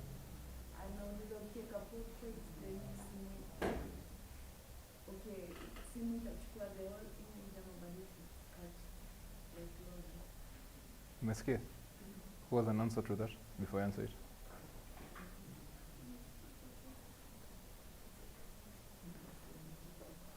Anyone? So ukiweka portrait ni umechange from this to this, so itachukua the whole thing. The reason why inakufanya ufanye hivyo ni hata kwa editing you can just put your image to portrait. Ndio maana nasema you can go the day 2. They are talking about how to use the editing software. You can just check it out on YouTube. Ukiweka portrait kwa hapa kwa editing, utakata some of the information. Sema ulishoot hivi. Kwenye mimi ni mkubwa hivi. Sasa ukinikatana portrait utanikata huko. So ukinishoot hivi it's better off. So because I think before you go for a shoot, kuna script, kuna types of shots and such. So lazima ujue what type of shot you're going to take. Ndio kupati off guard uanze kufanyia huko. Yes, you can do it. You can do it on post.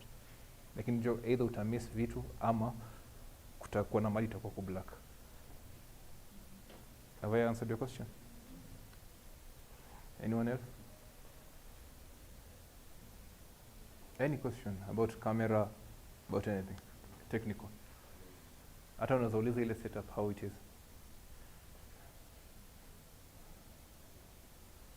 Anything? Which one? Malmo Sydney kwa the other one? Iyo, it's a JVC PTZ. It's an AI camera also. It can track zoom on itself. That's where the technology is headed to. Ndio tunafuta kina Sydney kazi hapo. Ati? DOP, director of photography. No, everything is controlled on the other side. There's no need for cameraman. You can have up to, I think, 200 and something cameras connected. Sorry? Yeah, after this session, kama mmelewa, we can just go there. I'll just explain how our connection is. Carrier gani? What do you mean carrier? Who? The one on the other side, carrier yake? Oh, thought of the other side. Future yuko. Tutafika huko. Hata usiusiwe na pressure. Tutatoka tu, we are still here. Tutakuelezea. Hata nitakuonyesha tu how that connection is done. Usitafute kazi mapema. Relax. Relax. So if there's no any other question, ama kuna swali? Yes. Focus, you can either set it to be auto or you can focus it manually by tapping the screen. Let's say I want to focus. No, in terms of editing, hapana, focus haiwezi potea. Labda kuna icon ya kusmoothen image ndio inaweza fanya focus yako ikakaa blurry. Yeah. Kutransfer hapana, hiyo sija experience. So ukitaka kufocus hapa, you just do this. Let me just change to this camera. Let's say I want to focus on something here. I'll just do this. It will focus on that thing. Are you together? Are you answered? Swali lingine?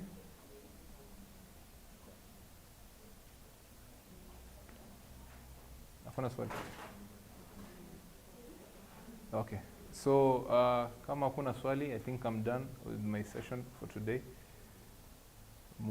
Tafadhali naomba subscribe na like na share. Na pia mimi mnaweza sema hapo ongeze ka kitu.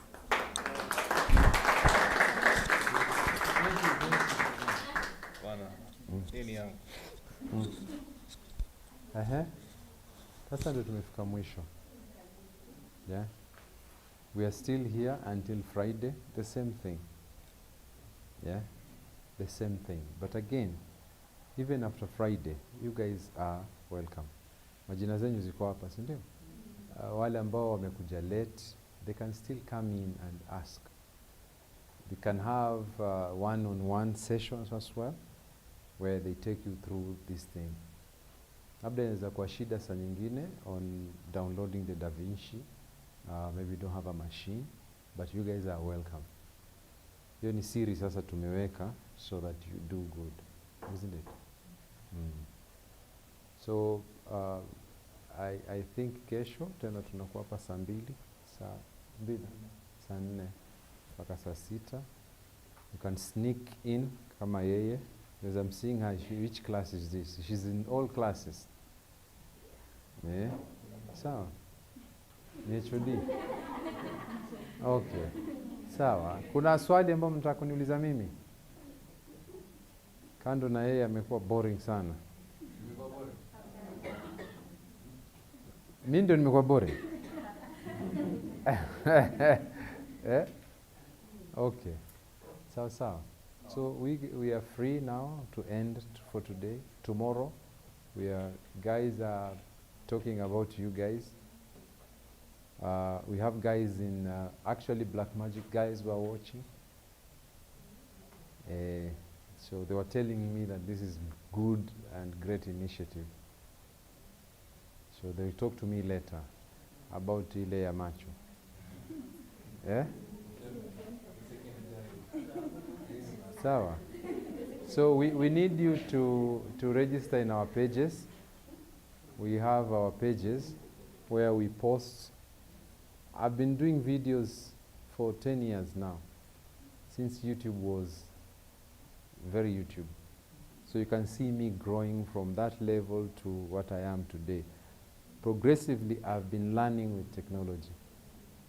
Anything new, I get it. Anything new, I get it. Okay? Yeah, come again, boss. The what? Learning. Anything new is equipment. I think in Africa we get first priority for any technology that is brought in.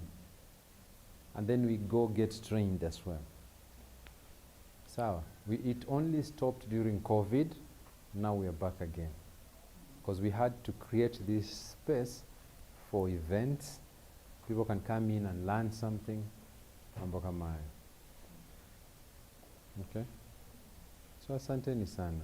Thank you so much. You can take photos of me and post them and tag me again so that tukunaweza ku, you understand? I'm a celebrity katika hiyo world ingine ya technical, okay? So as in muniongezee tu fame kidogo.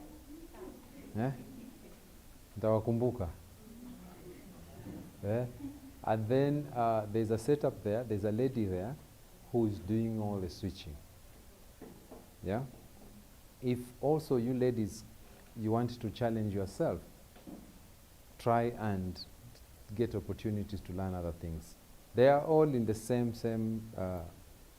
what do I put it? As in you're doing film doesn't mean that you can't do TV. Sindio? Sometimes we limit ourselves, mpaka unasema hakuna kazi. Hakuna kazi kwa sababu wewe ndio umecreate hakuna kazi.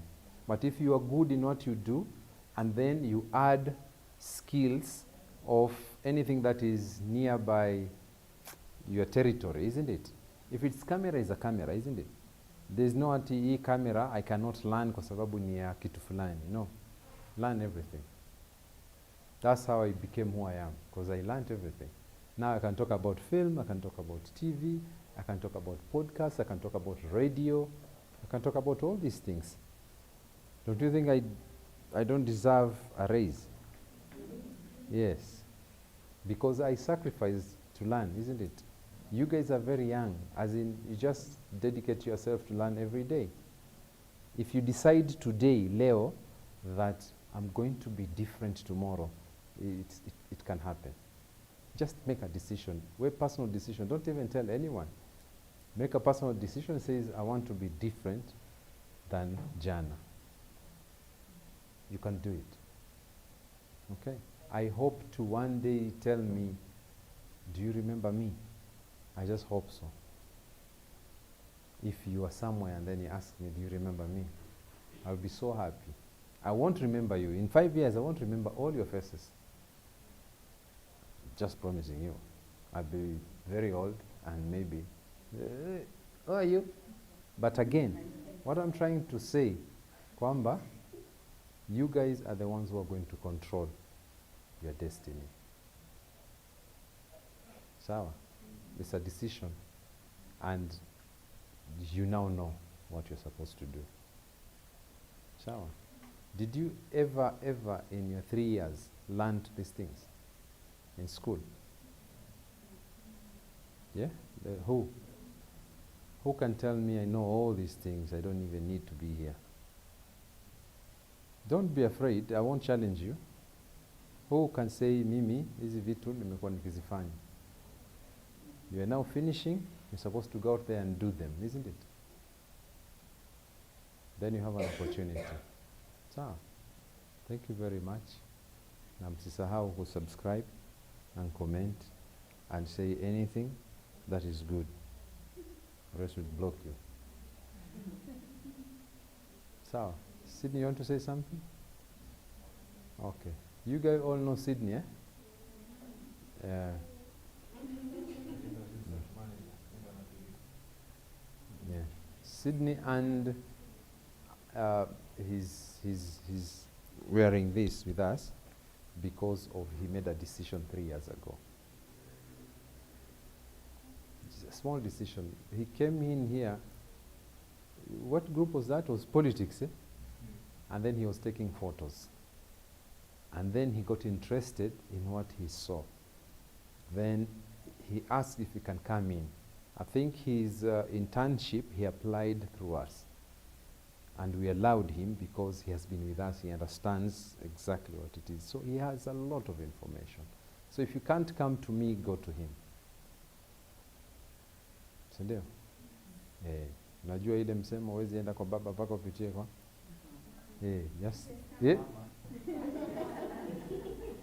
Aya, muende zenyu sasa. Nimewafukuza.